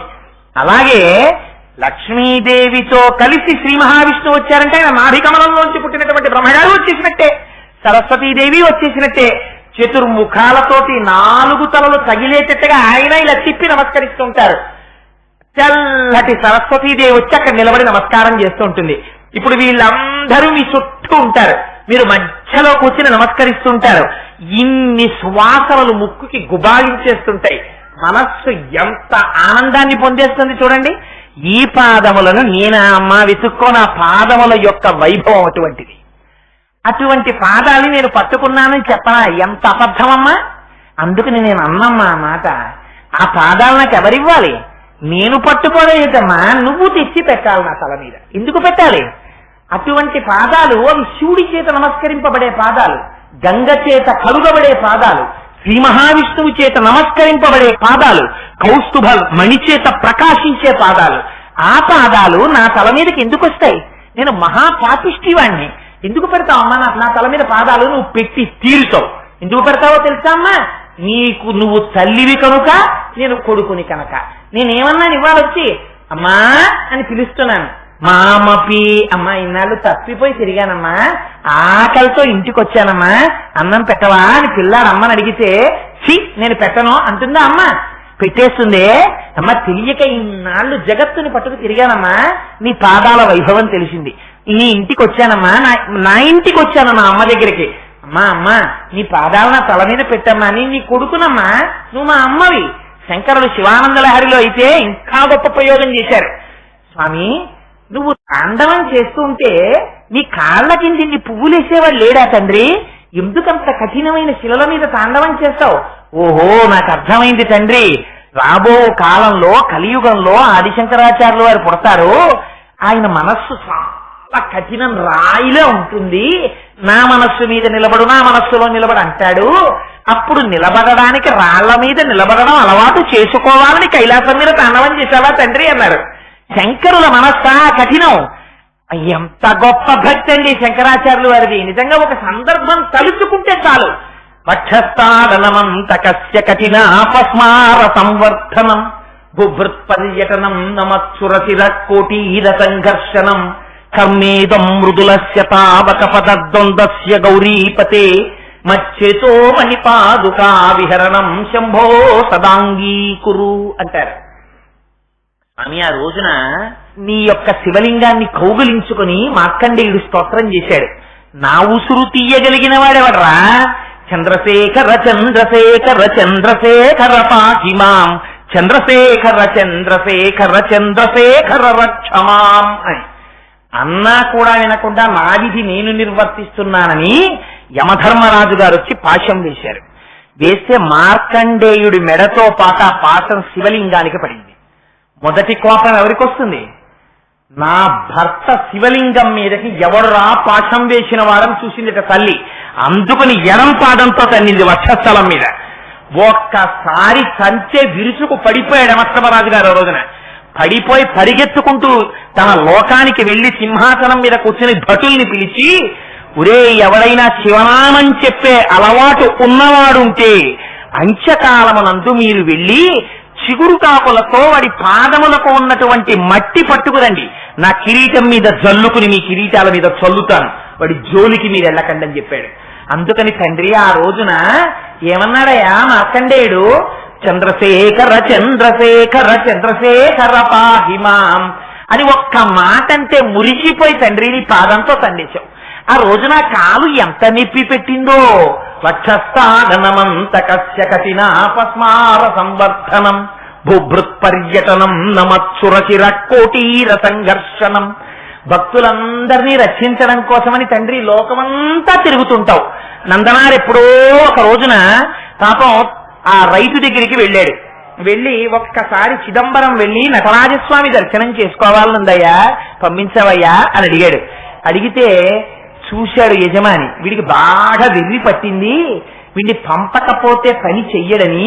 దానికేముందిరా, తెల్లవారు లేచి వెళ్ళి చిదంబరం వెళ్ళిపో, కానీ ఇవాళ రాత్రి ఏం చేస్తావో తెలుసా, మనకున్న 150 ఎకరాల పొలాన్ని దున్నేసేయి, పకి నీరు పట్టేసేయి, విత్తనాలు తెచ్చి చల్లేసేయి, మొక్కలు పెంచేసేయి, పంట పండించేసేయి, కంకులు కోసేయి, రాత్రి చల్లించేయి, ధాన్యం పట్టేయి, బస్తాలకెత్తేయి, ఇంటికి తెచ్చేయి, గదిలో పెట్టేయి, తాళాలు నాకు ఇచ్చి చిదంబరం వెళ్ళిపోవాలి.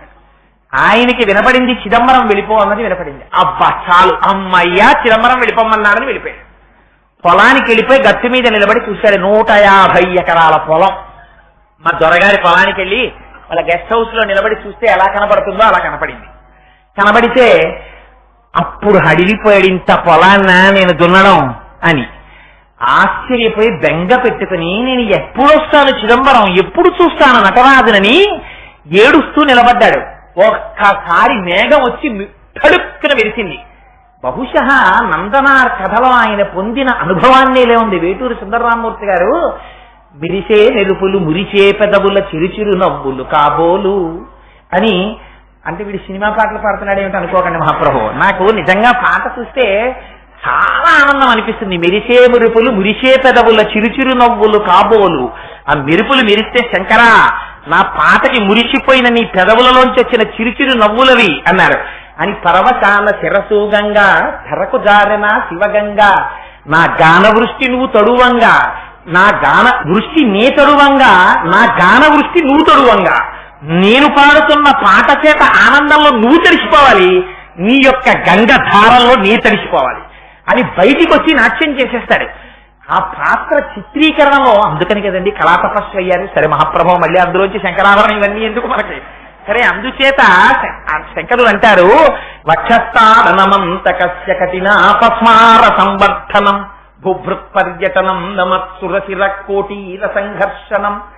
అలా ఆ నందనార్ బెంగ పెట్టుకునేటప్పటికీ మబ్బేసి వర్షం పడింది. స్పృహ తప్పి పడిపోయాడు. పడిపోతే తన భక్తుణ్ణి రక్షించుకోవడానికి సంకల్పం చేస్తే పంట పండదండి. తను కష్టపడాలనుకున్నాడు. శంకరుడు బయలుదేరి కైలాసం నుంచి దిగొచ్చాడు. పునకల పేరు కంఠమున భూరి భుజంగము భూషణంబుగానయము భస్మధారణము యజ్ఞ నివాసము మేరుబిల్లుగా నలుగుగ దంతి చర్మమును హస్తములందు కపాలశూలములు పడివడిదల్తు శంకరు కృపావరు రూపమునాశ్రయించదన్ అంటారు. ఆయనే నడిచొచ్చి పంచె తీసి పైకి బిగ్గట్టి నాగలి పట్టుకున్నారట. హడిలిపోయి నందీశ్వరుడు వచ్చి నాగలి మెడ మీద పెట్టుకున్నట్ట.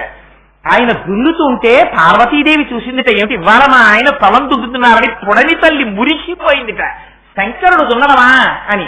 పార్వతీదేవి నూతి దగ్గరికి వెళ్ళి తోడుతుంటే గంగమ్మ పైకొచ్చిందిట పరిగెత్తుకుని. వస్తే నందీశ్వరుడు కలుపు తీశాడు. ఆయన ఇలా విత్తనాలు చల్లేటప్పటికి శంకరుడు 5 నిమిషాలలో ఎన్నడూ చూడనటువంటి ధాన్యపు కంకులు పండే. నందీశ్వరుడు కోత కోశాడు, భృంగీశ్వరుడు చల్లించాడు, విత్తనాలన్నీ ఎత్తారు. చండీశ్వరుడు బస్తాలకెత్తి ముద్రలేశాడు. బళ్ళకెత్తి తీసుకెళ్లి గదిలో పెట్టి తాళాలు వేసి యజమానిని తలుపు కొట్టి, ఇదిగోనయ్యా తాళాలు, నువ్వు అడిగినట్టు పంట అంతా పండించేశారు, నందనార్ చిదంబరం పెడుతున్నాడు అన్నారు. ఆశ్చర్యపోయాడు యజమాని. నిజమా అని స్టోర్ రూమ్ తలుపులు తీసి ఒక కన్నం పెట్టి బియ్యం కింద పట్టిన ధాన్యం చూశాడు. తన జీవితంలో పండించెరగడటువంటి ధాన్యం. పొంగిపోయి పొలానికి వచ్చాడు. స్పృహ తప్పి పడిపోయి ఉన్నాడు. నందనార్, ఇవాళ నుంచి నువ్వు సేవకుడవు కావు, నేను యజమానిని కాదు, నువ్వు నా తమ్ముడివిరా నాయన, ఇద్దరం కలిపి పండించుకుందాం, నువ్వు మహాభక్తుడివిరా, నీ కోసం శంకరుడు దిగి వచ్చాడు అని కౌగిలించుకున్నాడు. ఆ చిదంబరం వెళ్ళాడు. సరే, అదంతా వేరే కథ జరిగింది. ఆఖరణ ఆ నటరాజస్వామిలోకి ఐక్యం అయిపోయాడా లేదా? తండ్రి, భక్తుల్ని రక్షించడానికి ఎన్నిసార్లు వచ్చావయ్యా నువ్వు ఇంత కష్టపడి? దేవతల చేత నమస్కారము చేయబడినప్పుడు వాళ్ళ యొక్క కిరీటముల కాంతి చేత ప్రకాశించిన పాదములు ఆ పాదములు. శ్రీశైలం మీద అసుర సంధ్య వేళలో వచ్చి ఒక్కసారి తాండవం చేస్తామంటారు, అప్పుడు సొక్కిపోయి ఉంటాయి ఆ పాదాలు. తండ్రి, ఆ పాదాలకి ఎప్పుడూ పాదరక్షలు వేసుకోవు కదా, నా కోసమని స్వామి నా మనస్సు అనే పాదరక్షల్ని తొడుక్కోవయ్యా తండ్రి అంటారు శంకరాచార్యుల వారు. ఇది శంకరుల భక్తి అంటే. శంకరుల లాంటి భక్తుడు లేడు, శంకరుడి లాంటి జ్ఞాని లేడు ప్రపంచంలో. అందుచేత అదిగో అటువంటి భక్తి ఉన్నవారు కనుక శంకరులు అంటారు, అమ్మా నీ పాదములు అటువంటి పాదములమ్మా, పాదములు రమ్మంటే వస్తాయా? ఎందుకు వస్తాయి? నువ్వు అమ్మవి, నేను కొడుకుని, ఏమొచ్చి అడిగాను? అమ్మా అన్నాను. అమ్మా నీ పాదాలు నా తల మీద పెట్టవా అమ్మా అని అడిగాను. పెట్టవా? కొడుకుని ఏం చేస్తావు? రానానా అని దగ్గర కూర్చోపెట్టుకుని పిలవడంలో కల్తీ లేకుండా ఉండాలి. అమ్మా అని నిజాయితీగా పిలిచారా, అమ్మ పాదాలు ఇక్కడ పెడుతుంది. ఏమిటి వైభవం నేను పొందేది? ఇది నీ వైభవం. యయౌ పాద్యం పాద పశుపతి జటాజూటపతిని. ఆ శంకరుడి తలలోని గంగ అమ్మ పాదాల మించి, నీ శిరస్సు మించి, నీ ఒంటి మించి కారిపోతుంది. సావుడు నీకు? శ్రీ మహావిష్ణువు వచ్చి నమస్కరించిన కౌస్తుభ కాంతి అమ్మ పాదముల మించి నీ మీద ప్రకాశిస్తుంది. బ్రహ్మ సరస్వతులు ఇద్దరూ వచ్చి పక్కన నిలబడితే వారి మించి వచ్చే గాలి, సరస్వతీదేవి మించి వచ్చేటటువంటి వాయువుని నువ్వు పీల్చగలుగుతావు. ఇంత అదృష్టం ఎక్కడి నుంచి వచ్చిందమ్మా? నీ పాదములలోంచి వచ్చింది. ఆ పాదములు నాకు ఎందుకు దర్శనం అవుతాయమ్మా? నీ కృప వల్ల దర్శనం అవుతాయి. అమ్మా నా తల మీద ఉంచవా అమ్మా? శంకరులు అమ్మవారి పాదాలు పట్టుకుని ఎన్ని ప్రార్థనలు చేశారో తెలుసా అండి? ఎవరి కొరకు? మన కొరకు, మనకి నేర్పడం కొరకు. నాన్న నేను పట్టుకుంటున్నాను అనకో, అమ్మా నువ్వు పెట్టు నా తల మీద నీ పాదాలు అనరా. నేనమ్మవారి పాదాలు పట్టుకున్నాను, నేనమ్మవారి పాదాలు పట్టుకున్నానంటారేమిట్రా? అలా అనకో, అమ్మా నీ పాదాలు నా తల మీద పెట్టమ్మా అనడం నేర్చుకోరా అని ఈ శ్లోకాన్ని ఇచ్చారు. ఇది మీరు ధ్యానం చేయండి. శ్లోకాన్ని నిజంగా మీరు ఈ శ్లోకాన్ని కూర్చుని పోని ధ్యానం కూడా అక్కర్లేదు, మీరు ఆ శ్లోకం చదువుకుని శృతీనాం మూర్ధానో దధతి తవయౌ శేఖరతయా. మీకు అది అలవాటు పడిందనుకోండి, అక్కర్లేని మాటలు మాట్లాడాలని కానీ ఇంటికి ఎవరైనా వచ్చి అనవసరంగా గంటలు మాట్లాడుతున్నారు అనుకోండి, అసహ్యం అప్పుడేస్తుంది. ఇంటికి టైం వేస్ట్ అనిపిస్తుంది. వాడికి భగవత్ సంబంధం అక్కర్లేదు, దేవుడి గురించి మాట్లాడడం. నా కొడుకండి, నా కోళ్ళండి, నా మనవడండి, వాట్ ఇఫ్, ఎందుకు అవన్నీ నాకు? అందుకని భగవత్ సంబంధాన్ని పాడు చేసే ప్రసంగాల పట్ల అసహ్యం ఎప్పుడు వేస్తుందో తెలుసా అండి? ఈ శ్లోకం మీకు మనస్సులో తిప్పుకోవడం అలవాటైందనుకోండి, ఓ డైనింగ్ టేబుల్ దగ్గర కూర్చోండి, ఎవరికి తెలియక్కర్లా మీరు ఏం చేస్తున్నారో. కూర్చుని మనస్సులో శృతీనాం మూర్ధానో దధతి తవయౌ శేఖరతయా అని ఆలోచిస్తున్నారు అనుకోండి. నేను పూర్తిగా ఉపన్యాసం ఒక శ్లోకం మీద చెప్పడానికి సమయం లేదు కాబట్టి నేను చెప్పట్లేదు, దాచేస్తున్నాను. నిజానికి ఆ ఉపనిషత్తుల్లో, దశోపనిషత్తులో, కేనోపనిషత్తులో ప్రత్యేకించి అమ్మవారు ఇంద్రుడికి జ్ఞానబోధ ఎలా చేసిందో, తన పాదములను ఎలా ప్రకాశింపచేసిందో, అమ్మవారి వైభవం ఏమిటో నిజంగా ఒక్కొక్క మాటకి వ్యాఖ్యానం చేస్తుంటే, అది అనుభవిస్తుంటే, లోపల మనస్సులో తిరుగుతుంటే మీకు రాను రాను రాను రాను ఏమైపోతుందో తెలుసా అండి? ఒక అలవాటు అయిపోతుంది. అలవాటైపోయి అంతకన్నా భిన్నంగా ఇంకొక విషయం నందు వెళ్ళాలంటే విసుగ్గా ఉంటుంది. ఎందుకు వచ్చిన అల్లరి మనకు అవన్నీ ఏమిటి? మనకి ఏం భిక్ష పెడతాయి? దేనికవి? హాయిగా ఒక్క శ్లోకం శివానంద లహరిలోంచి ఒక్క శ్లోకం తలుచుకుంటూ కూర్చుంటే ఎంత బాగుంటుంది. వీళ్ళు మాట్లాడలేరా? అది ఎంతసేపు ఇరిగింటమ్మా, పొరిగింటమ్మా, వెనకింటమ్మా, ముందింటమ్మా, అన్నం పెట్టనా, నీళ్ళెక్కనా, ఎందుకు వచ్చింది ఈ ప్రసంగాలు అని మీకే అనిపించేటట్టుగా మనస్సుని లయం చెయ్యగలిగిన శ్లోకాలను ఇచ్చారు శంకరులు. ఇవి ఎవరిస్తారు? జగద్గురువులు కనుక లోకమునందు వారికి ఉండేటటువంటి అపారమైన కారుణ్యముతో శంకరులు పెట్టిన భిక్ష సౌందర్యలహరి శ్లోకాలు. అందుచేత శంకరులు ఇంకొక శ్లోకంలో అంటారు, ఇవన్నీ మీరు అనుభవించవలసినవి. అయ్యో ఇవాళతో ప్రసంగం అయిపోతుంది అని బెంగ నాకు, అందుకని ఒక్కొక్క ఏదో చెప్పాలని తాపత్రయం. ఇంకొక శ్లోకంలో అంటారు శంకరుడు, కదా కాలే మాత కదయ కలితాలక్తకరసం పిబేయం విద్యార్థి తవ చరణ నిర్ణీజన జలం ప్రకృత్యా మూకానామపి చ కవితా కారణతయా కథా దత్తే వాణి ముఖ కమలతాం మూలరసతాం.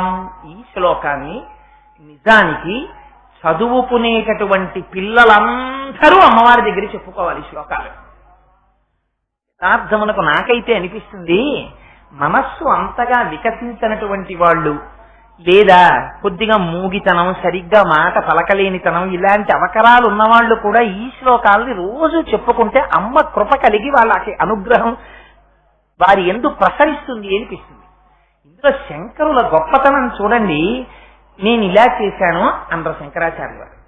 ఆయన వినయం చూడండి. ఆ శ్లోకాలు చెప్పడంలో మీరు ఏమిచ్చి శంకరాచార్యులు వారి రుణం తీర్చుకుంటారండి. అది నిజంగా అటువంటి శంకరులకి నేను గుడి కడతాను అని సత్యనారాయణ రెడ్డి గారు అనడం ఎన్ని తరాల పుణ్యం. నిజంగా శంకరులకి గుడి కట్టడం అంటే జరిగే పని అండి. ఎంత అదృష్టం, ఎంత పుణ్యం లోపల అకౌంట్ లో ఉంటే ఆ శంకరులకి గుడి కట్టిన పుణ్యం కొన్ని 100 తరాల వరకు కాపాడేస్తుంది. కానీ అంటే ఎందుకంటున్నానంటే ఈ మాట నాకు జగద్గురువుల యందు ఉన్నటువంటి ఆ భక్తి చేత ఈ మాట అంటున్నాను. ఆయన మాటలు చూడండి ఎలా ఉంటాయో, అంత జ్ఞాని. ఆయన కాశీ వెడితే అందరూ అమ్మ మాకు అన్నపానాలకు లోటు లేకుండా చూడమ్మా అంటారు. ఆయన అన్నారు అన్నపూర్ణమ్మ దగ్గరికి వెళ్ళి, అమ్మా నాకు ఏం కావాలో తెలుసా, అన్నపూర్ణే సదాపూర్ణే శంకర ప్రాణవల్లభే జ్ఞాన భిక్షాంచదేహి, అమ్మ నాకు జ్ఞాన భిక్ష పెట్టమ్మా అని అడిగారు. అందరూ అన్నం పెట్టమ్మా అంటే అమ్మ నాకు జ్ఞానం ఇయ్యమ్మా అని అడిగారు. అంతటి మహాజ్ఞాని శంకరులు అంటారు, కదా కాలే మాత కథయ కలితాలక్తకరసం పిబేయం విద్యార్థి తవ చరణ నిర్ణీజన జలం. అసలు ఆ శ్లోకాలు చదువుతుంటేనే మనస్సు ఎంత ఆనందంగా ఉంటుందో. మీరు ఇది మీకు తేలికగా అర్థం అవ్వడానికి నేను మీకు ఒక డెమాన్స్ట్రేషన్ లాగా చెప్తాను. దాన్ని అమ్మ సింహాసనం మీద కూర్చుని అమ్మవారి పాదపీఠం మీద 2 పాదాలని ఇలా పెట్టి కూర్చుంది అనుకోండి. మీరు ఎప్పుడైనా సౌందర్యలహరి అట్ట మీద బొమ్మ చూశారో లేదో, అందున చంద్రశేఖర పరమాచార్యుల వారు కూర్చున్న బొమ్మ కూడా కలిసి మీరు చూస్తే మీరు ఎంతసేపు చూడండి మీ మనస్సు పొంగిపోతుంది. మీకేం అక్కర్లేదు. సౌందర్యలహరి అమ్మవారి బొమ్మ, ఆవిడ కూర్చుని ఇలా ఎర్రటి చీర, గులాబీ రంగులో కనపడుతున్నటువంటి 2 పాదాలు, అక్కడే కూర్చున్నటువంటి శంకరాచార్యులు వారు, ఇలా సత్యదండం పట్టుకుని ఉన్నటువంటి చంద్రశేఖర పరమాచార్యుల వారు, ఇలాంటి వాటిని మీరు దర్శనం చేస్తూ ఉన్నారనుకోండి, వాటికి ఏదో ఆనందం కలిగిందంటే అంతకన్నా ఏం లేదు. దాని గురించి మనం భయపడవలసిన అవసరం లేదు. ఒకసారి వెనక్కి తిరిగి చూడరా, పొంగిపోతున్నానంది అమ్మ, వీడు ముందుకే చూస్తున్నాడు, ఇలా ఒకసారి చూసేటట్టు చేసిందంతే. అందుకని కదాకాలే మాత కథయ కలితాలక్తకరసం. అటు చూసి చెప్తావే, ఇగో నా పాదాలు అవి అన్ని ఇక్కడ, శంకరులు ఇక్కడ పక్కనే లేరు, ఒకసారి నేను తిరిగితే మీరందరూ కూడా ఇటు తిరుగుతారని వెంటనే అలా చేసింది ఆవిడ. అందుకని ఇది పడేటట్టు చేసి అటువైపు నుంచి చూపించింది. అందుకని మీరు ఆ పాదపీఠం మీద అమ్మవారి పాదాలు పెట్టుకుని ఉంటుంది. మీరు ఒక బంగారు పాత్ర పట్టుకెళ్ళి ఉత్తి పాత్ర మీద పెట్టిస్తారా అమ్మ పాదాలు?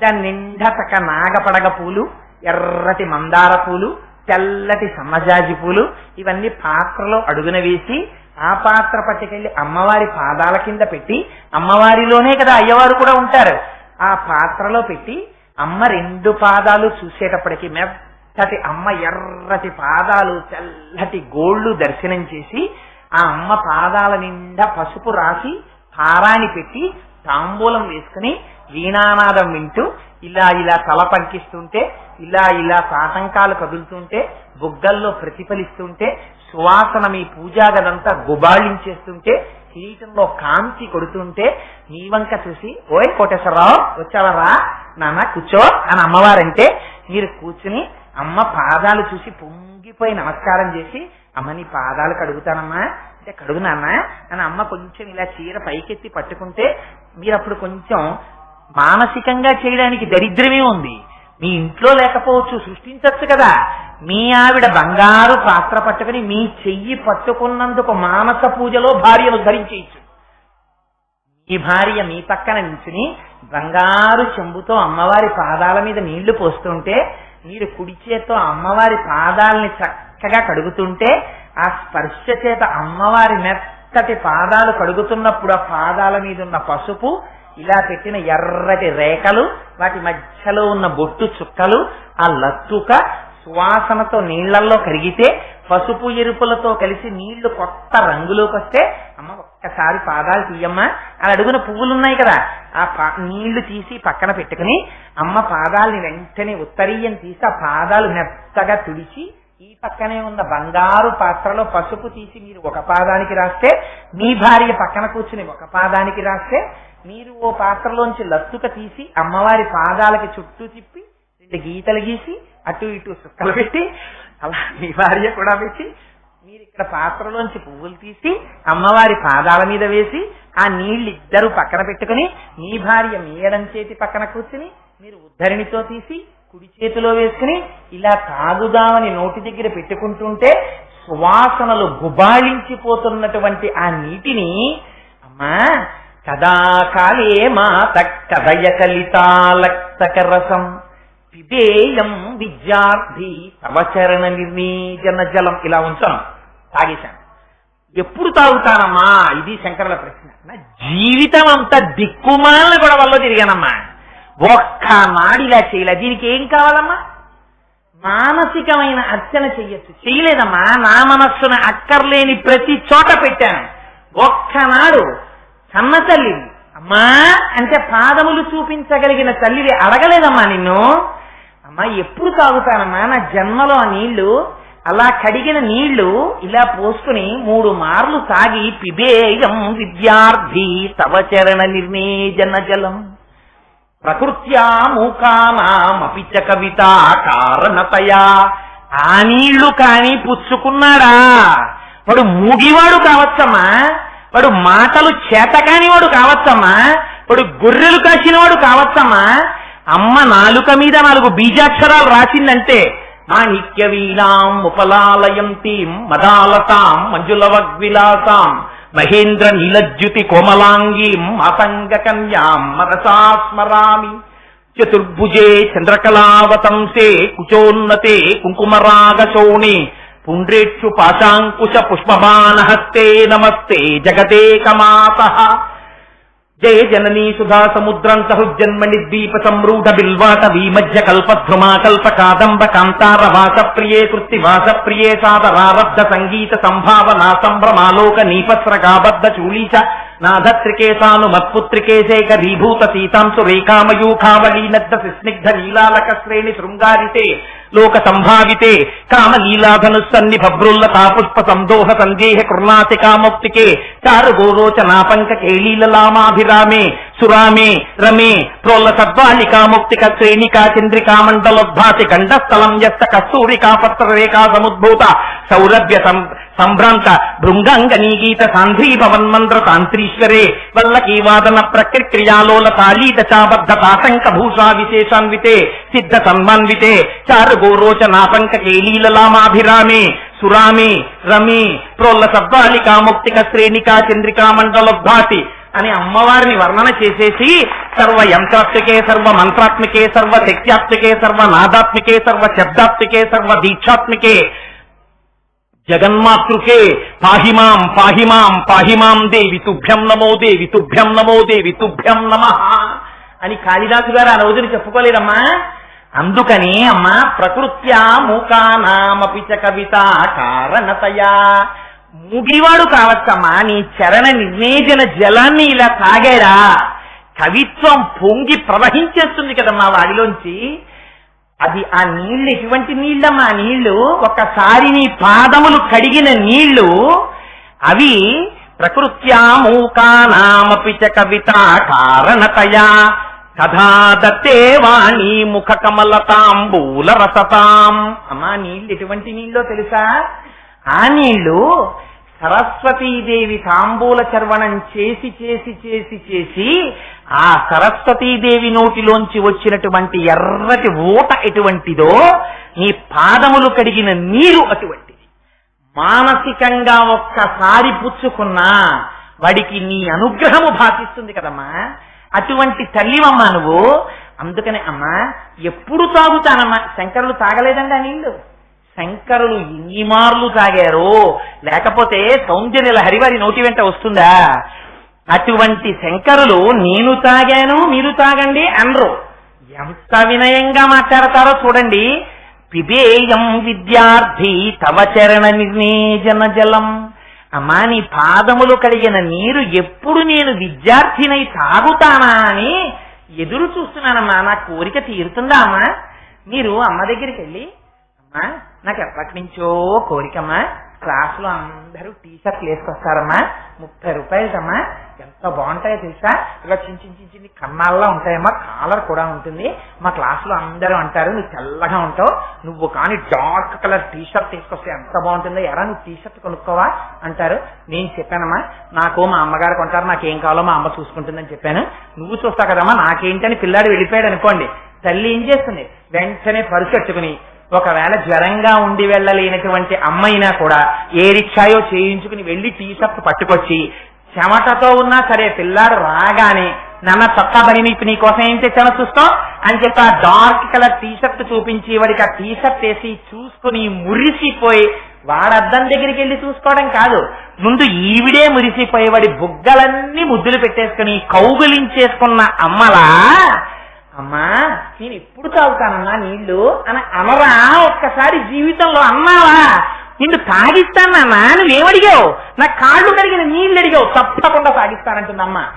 సమయం సందర్భం చూసి ఎప్పుడో తాగించేస్తుందా తల్లి, తప్పకుండా అనడం నేర్చుకోరా. ఇది ఆవేదన శంకరాచార్యులు వారిది. జగద్గురువులు ఈ ఆవేదన చెంది మనకి చెప్పకపోతే వారికి వచ్చిన నష్టం ఏమిటి?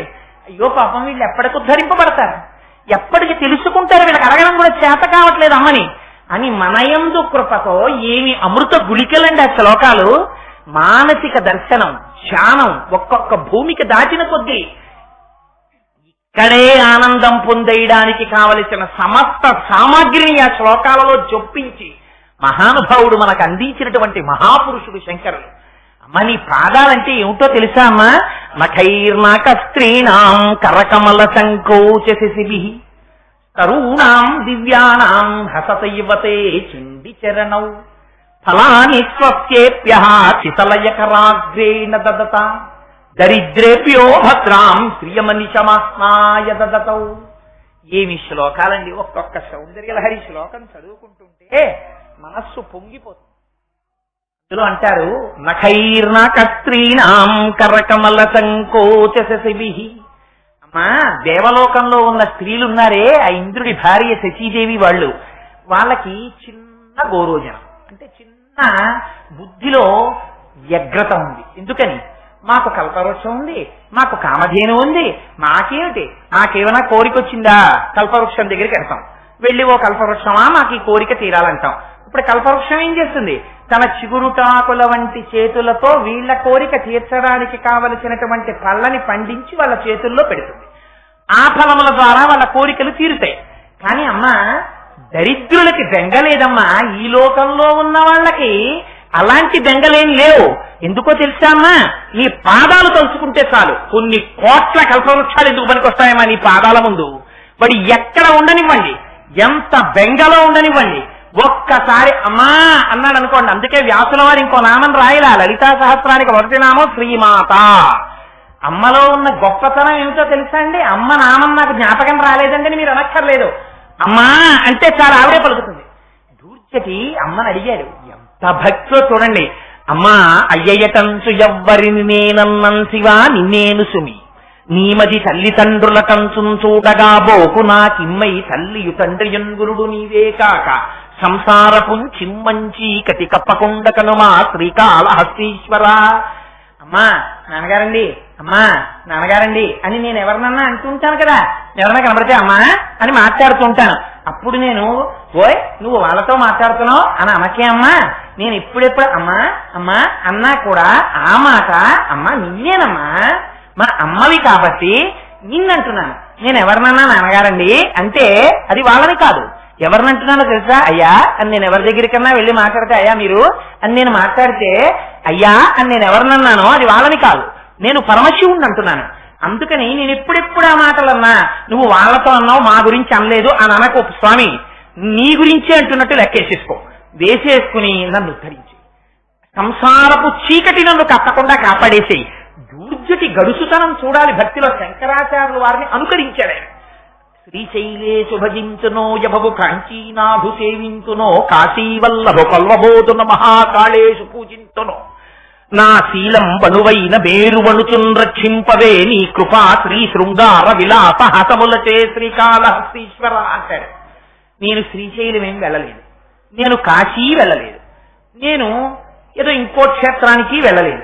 వెళ్ళకపోయినా నేను ఎక్కడో ఏదో చిన్నది ఒక్కొక్కప్పుడు అప్పుడప్పుడు ఎప్పుడైనా శివ అంటాను కదా, అన్నని చూసి అమ్మో దూర్జటి శివ శివ అన్నాడు తెలుసా అని దాన్ని నువ్వు చాలా గొప్పగా చేసేసి అమ్మో దూర్జటి శివ అన్నాడు, దూర్జటి శివ అన్నాడని అందరికీ చెప్పి, ఎందుకని నా ఎందంత అనుగ్రహంతో అదేదో పెద్ద పుణ్యం కింద చేసేసి నన్ను తీసుకొచ్చి నీ పాదాల దగ్గర కట్టి పారేసుకో. అదేంటి అలా ఎందుకు చెయ్యాలి నీకు? ఏం నువ్వెప్పుడో శివ అంటావా అంటే అమ్మో శివ అన్నాడు శివ అన్నాడని నేను నీ పాదాల దగ్గర పెట్టేసుకోవాలా? ఎందుకు పెట్టుకోవాలి అంటావేమో.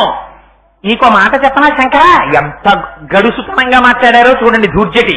ఆయన అన్నారు, అమ్మా నేను పాలుంబువ్వయు పెట్టరా కొడువరా పాపన్న లేయన్న రమ్మంచు వచ్చిన అరిటి పండ్లు కొనితే లేకున్నన్ ఒల్లనంటే తల్లిదండ్రులప్పుడు అట్లే తెచ్చి వాత్సల్య లక్ష్మీ లీలావచనంబులన్ కుడుపరా శ్రీకాళ హస్తీశ్వరా. తండ్రి అమ్మ తిరుగన్నం కలుపుతుంది చేతిలో, కలిపి బంగారు గిన్నెలో పట్టుకుని నాన్న అన్నం తినరా నాన్న అన్నం తినరా అంటే వీడు మూతి అని ముడుచుకుంటాడు. ఒక్క ముద్ద తినరా, అదిగో చందమామ చూడరా ఆకాశంలో. అమ్మల కన్నా రచయిత్రులు ప్రపంచంలో ఎక్కడా ఉండరు. వాళ్ళు పిల్లలకి అన్నం తినిపించడానికి ఎన్ని కథలల్లేస్తారో చెప్పలేను. అక్కర్లేని అన్ని విషయాల్లోనూ వాళ్ళు ఆనందం పొందేస్తారు. అదిగో కుక్క కుక్క అది కుక్క చూసానన్నా కుక్క ఎక్కడి నుంచి వచ్చేస్తుందండి అంత ఆర్తి. నిజంగా ఉట్టినే కూర్చుని మీరేమండి బాల్కనీలో కూర్చుని ఆ కుక్కను చూసి కుక్క అనండి అనమండి అంటారా ఎవరైనా? ఓ పిల్లాడు పుట్టనివ్వండి, వాడు అన్నం తినకపోనివ్వండి, వాళ్ళకి ఇంకా ఏది అక్కర్లేదు ప్రపంచం, వాడు అన్నం తినడమే కావాలి. వాడిని పట్టుకుని నన్న కుక్క అదిగో పిల్లి చూసా పిల్లి అమ్మో పిల్లి, ఎందుకంత తాపత్రయం?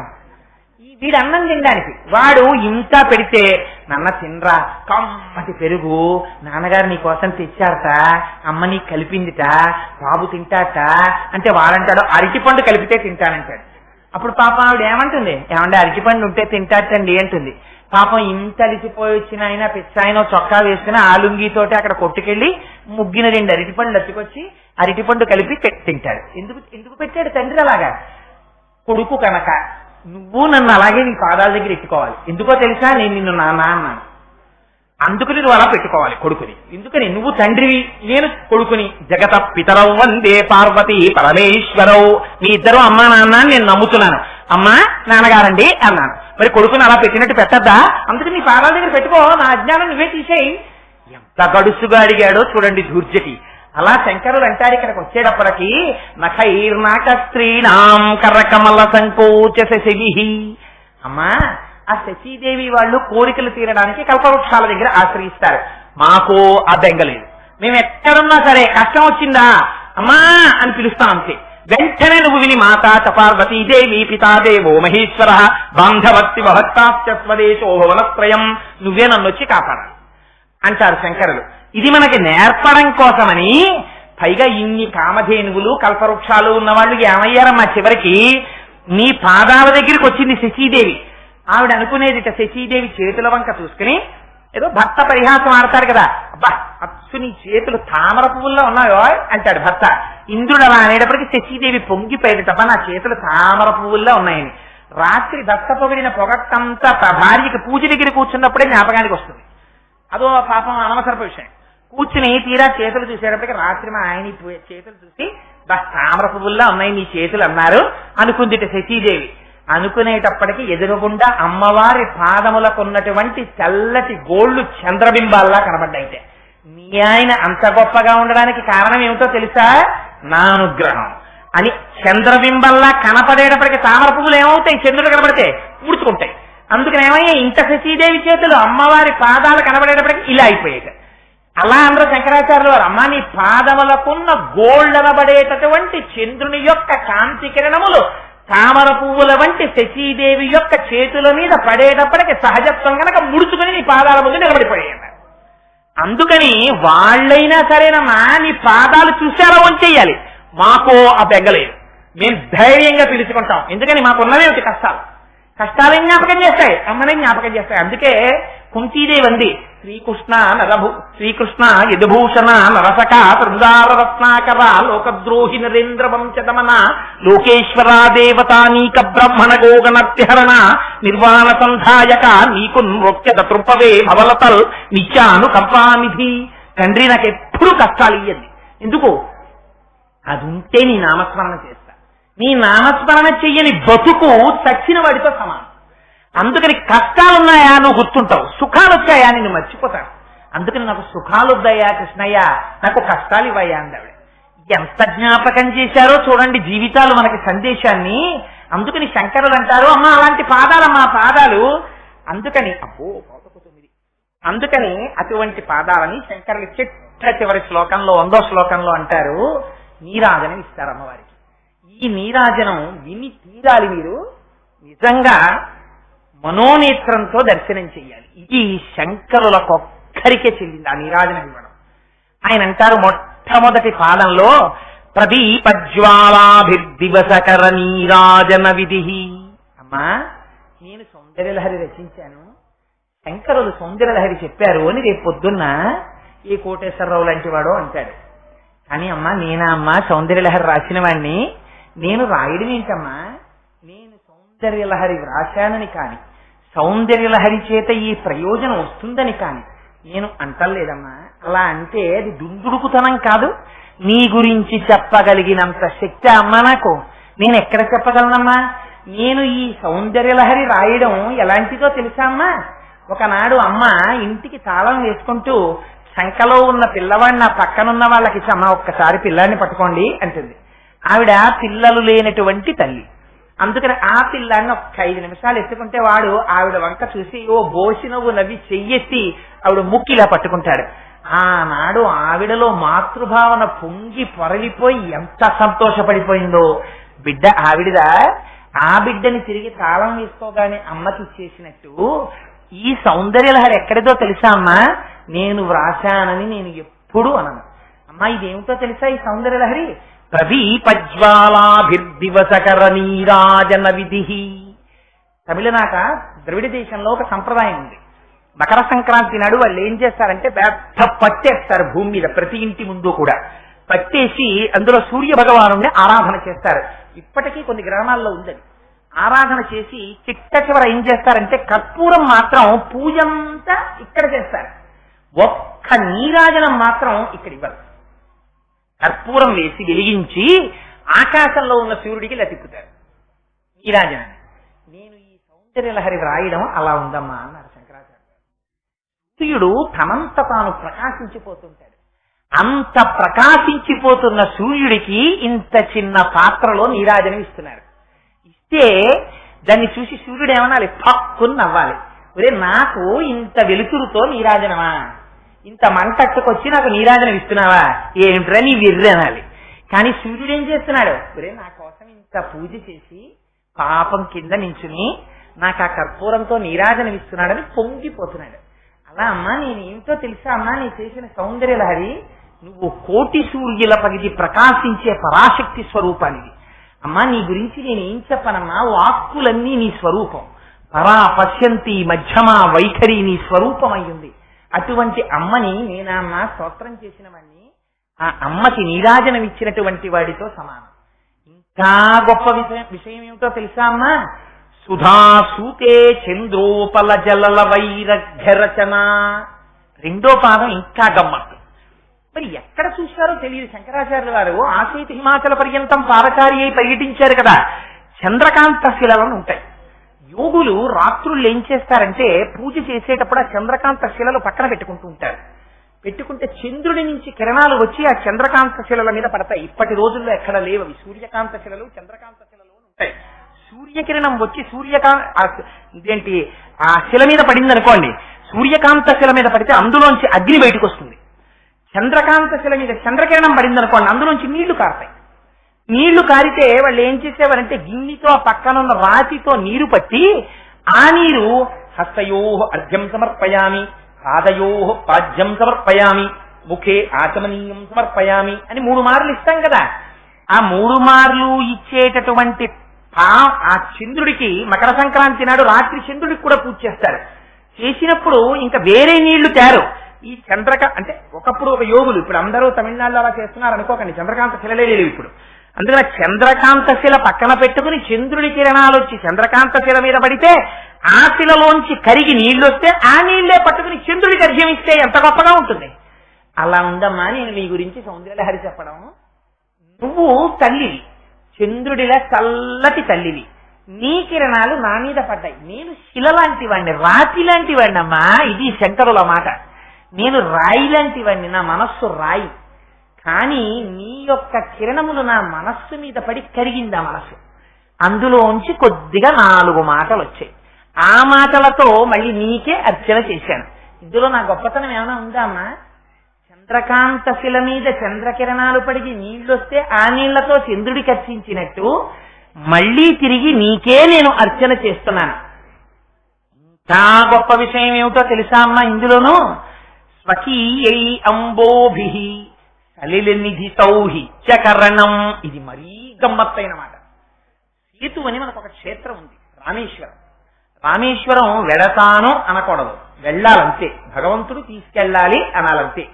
ఆ రామేశ్వరంలో ఒక చిత్రమైనటువంటి క్షేత్రం. సముద్ర స్నానం ఎప్పుడు పడితే అప్పుడు చెయ్యకూడదు, పర్వదినాల్లోనే సముద్ర స్నానం. రామేశ్వరంలో గొప్పతనం ఏమిటో తెలుసా అండి? రామేశ్వరం వెడితే సముద్ర స్నానం చేయాలి. ఎప్పుడు వెళ్ళండి మీరు, పర్వదినాలే అక్కర్లేదు, ఏ రోజున వెళ్ళినా సముద్ర స్నానం. నాకు రామేశ్వరం అనేటప్పటికీ నాకు ఆ కళ్ళల్లో రామేశ్వర క్షేత్రం, ఆ సముద్రం లోపల అన్ని కెరటాలున్నా ఎందుకో రామేశ్వరం ఒడ్డు దగ్గరికి వచ్చేటప్పటికి మాత్రం చిన్ని చిన్ని కెరటాలు. ఆ 4 అడుగులు దాటి వచ్చేటప్పటికి ఎదురుగుండా 12 జ్యోతిర్లింగాలతోటి కంచిపీఠం వాళ్ళు నిర్మించినటువంటి అద్భుతమైన ఆలయం. అది దాటి కొంచెం ముందుకొస్తే కరివినవారి సత్రవు, ఇంకా దాటి కొంచెం ముందుకొస్తే పెద్ద రాజద్వారం. రాజద్వారంలోంచి లోపలికి వెడితే ఆ లోపల నూతుల్లో స్నానం చేసి తడి బట్టలతో గైడ్ లేకపోతే ఎక్కడున్నామో తెలుసుకోలేక ఆ గుళ్ళో తిరుగుతున్నటువంటి భక్తులు, తడి ఒళ్లతో తిరుగుతున్న వాళ్ళు. ఇంకా కొంచెం లోపల పెడితే పెద్ద మంటపం, ఆ మంటపంలో పెద్ద శివలింగం, రామచంద్రమూర్తి ప్రతిష్ట, దానికి నీరాజనం, దానికి నాగపడగ పుష్పాలతో చేస్తున్నటువంటి పూజ. ఆ వెళ్లేటప్పుడు బయటే హనుమ, ఆయన తోటకి చుట్టి శివలింగాన్ని పీకుతున్నప్పుడు గట్టిగా నొక్కినప్పుడు కిందకి దిగిన భూమి, ఇవన్నీ జ్ఞాపకానికి వస్తాయి మనకి రామేశ్వరం అనేటప్పటికి. అందుకని ఆ రామేశ్వర క్షేత్రంలో సముద్ర స్నానం చేస్తారు. చేసినప్పుడు గమ్మత్తు ఏమిటో తెలుసా అండి? సముద్రంలో నిలబడి స్నానం చేసి సలిల నిధి అంటారు. అందుకే శంకరాచార్యులు వారు నీరంతా సముద్రమే కదా, నదులన్నీ సముద్రంలో చేరుతాయి. అక్కడికి వెళ్ళి మనం ఏం చేస్తాం? వరుణ పూజ చెయ్యాలి, సముద్రుడికి పూజ చెయ్యాలి. సముద్రుడికి పూజ చేయడానికి మళ్ళీ ఎవరో చెంబుతో నీళ్ళెత్తికి వెళ్ళవు.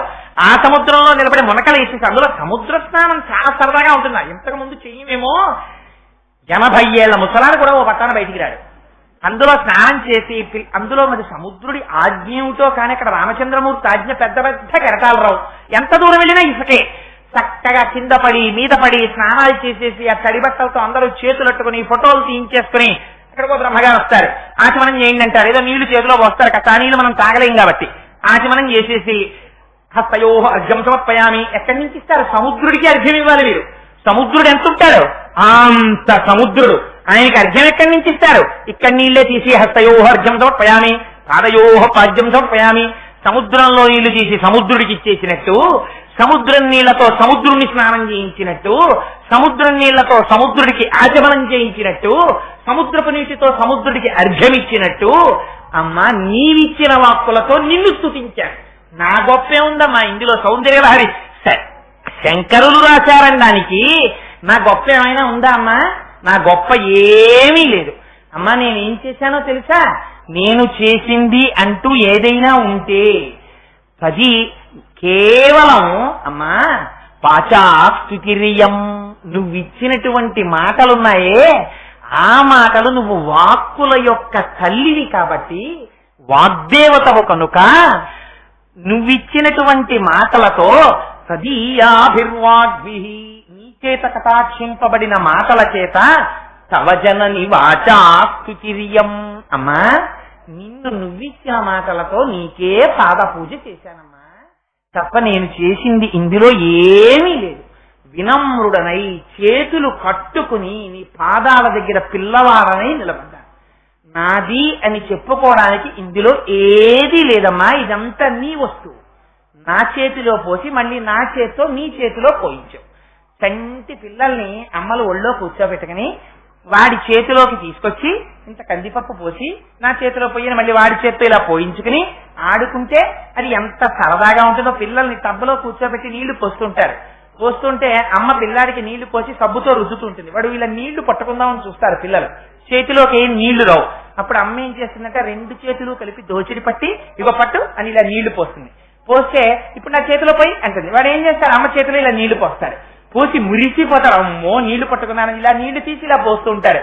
అందులో నీళ్లు తీసి అందులో పోసినట్టు అమాయకత్వంతో కొడుకు మురిసిపోయినట్టు నువ్విచ్చిన మాటలతో నిన్నే స్థుతి చేసి మురిసిపోతున్నానమ్మా. నేను నీ బిడ్డని, ఇంతకన్నా సౌందర్యలహరిలో నా పాత్ర ఏది లేదు అని చేతులు కట్టుకుని నిలబడిపోయారు శంకరాచార్య. ఇది శంకరుల వినయం అంటే. ఇప్పుడు చెప్పండి, ఇన్ని బీజాక్షరాలతో ఇంత దర్శనం చేసినటువంటి శంకరుల పేరు చెప్పుకు బతుకుతున్న వాళ్ళు 4 మాటలు చెప్పి ఇది నేను చెప్పానని ఎవరైనా అంటే వాడికి శంకరుల పేరెత్తే అర్హత వాడికి ఉన్నదా? ఏది చెప్పినా ఇది పరమేశ్వరుడు పలికించాడు తప్ప నాకు చేతనైనది కాదు, నేను చెప్పగలిగిన వాడను కాను అన్న మాట నువ్వు అనని నాడు శంకరుల పేరెత్తడానికి నీకున్న నైతిక హక్కు ఏమిటి? ఈ మాట అని తీరాలి. నువ్వు శంకరుల పాదాలు పట్టుకున్న వాడివైతే శంకరుల దగ్గర నేర్చుకో ఎలా బతకాలో, ఎలా మాట్లాడాలో. అది నీకు చేత కానప్పుడు నీకు శంకరుల పేరెత్తే అధికారం లేదు. ఇది శంకరుల యొక్క వినయం అంటే, ఇది శంకరుల యొక్క విధేయత అంటే. అందుకని మహానుభావుడు జగద్గురువై నిలబడ్డారు.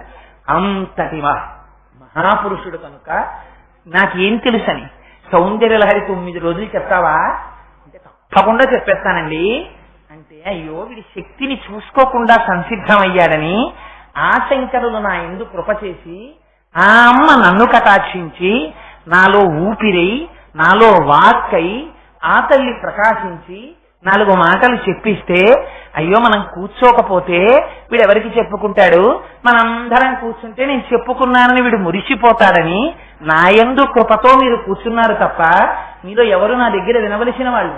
అందరూ నాకు చెప్పగలిగిన వాళ్లే కానీ నా దగ్గర వినవలసిన అగత్యం ఉన్నవారు లేరు. ఇది మీ వినయ సంపత్తి. ఇంత వినయం కలిగిన వారు కనుక ఒక్క 2 మాటలు చెప్తాను. ఇంత సౌందర్యలహరి మనం 9 రోజులుగా 9 ప్రసంగాలుగా విన్నాం కనుక అనుభవుడు సుందర చైతన్య స్వామీజీ చేయిస్తూ ఉంటారు. అందుకని ఒక్క 2 మాటలు నేను చెప్తాను. మీ అందరూ కూడా అమ్మ పొంగిపోయేటట్టు, ఈ ప్రాంతమంతా పునీతమైపోయేటట్టు ఒక్కసారి స్తోత్రకర్త అయినటువంటి శంకరులు గురువుల పాదములకు నమస్కరించిన నాడు, విశేషించి ఆషాఢమాసం శంకరుల కృప మనయందు ప్రసరించిన నాడు ఆయన చూసుకుంటారు మనకేం కావాలో. అమ్మ పాదాల్ని ఆయనే తెచ్చి మన తల మీద పెట్టిస్తారు. అందుకని అందరూ అనండి, దీనదయాళో గురునాథ, దీనదయాళో గురునాథ, పూర్ణదయాళో గురునాథ, పూర్ణదయాళో గురునాథ, జయ జయ శంకర గురునాథ, జయ జయ శంకర గురునాథ, శంకర భగవత్పాద గురునాథ, శంకర భగవత్పాద గురునాథ, దీనదయాళో గురునాథ, దీనదయాళో గురునాథ, పూర్ణదయాళో గురునాథ, పూర్ణదయాళో గురునాథ. అందరూ 3 మాటలు చెప్పండి. జై శంకర భగవత్పాదాచార్యుల వారికి, శంకర భగవత్పాదాచార్యుల వారికి, శంకర భగవత్పాదాచార్యుల వారికి. నేనంటాను, మీరందరూ అనండి. నేను నమ పార్వతీపతయే అంటాను, మీ అందరూ హర హర మహాదేవ అనండి. అయ్యవారి పేరు చెప్తే అమ్మ మురిసిపోతుంది. అందుకని ఇవాళ శివానంద లహరిని కూడా కల్పించింది అమ్మ సౌందర్య లహరిలోకి. అందరూ ఎలుగెత్తి అనండి హర హర మహాదేవ అనేటప్పటికీ పాపములు హరించుకుపోవాలి. 3 మార్లు ఉచ్చైశ్వరంతో బెంగ పెట్టుకోకుండా అమ్మ కృపని కటాక్షం అడుగుతూ అందరూ దిక్కులు పిక్కటిల్లేలా గట్టిగా చెప్పండి. నమ పార్వతీపతయే, నమ పార్వతీపతయే, నమ పార్వతీపతయే. మంగళాశాసన పరైః మదాచార్య పురోగమైః సర్వైశ్చ పూర్వైరాచార్యైః సత్కృతాయాస్తు మంగళం. మంగళం కోసలేంద్రాయ మహనీయ గుణాత్మనే చక్రవర్తి తనూజాయ సర్వభౌమాయ మంగళం. ఉమాకాంతాయ కాంతాయ కామితార్థప్రదాయినే శ్రీగిరీశాయ దేవాయ మలినాథాయ మంగళం. కరచరణ కృతం వా కర్మ భక్తాజిజం వా శ్రవణనైనజం వా మానసం వాపరాధం విహితం వా సర్వమేత్తక్షమస్వ. శివ శివ కరుణాబ్ధే శ్రీ మహాదేవ శంభో. సర్వం శ్రీ ఉమామహేశ్వర పరబ్రహ్మార్పణమస్తు. స్వస్తి.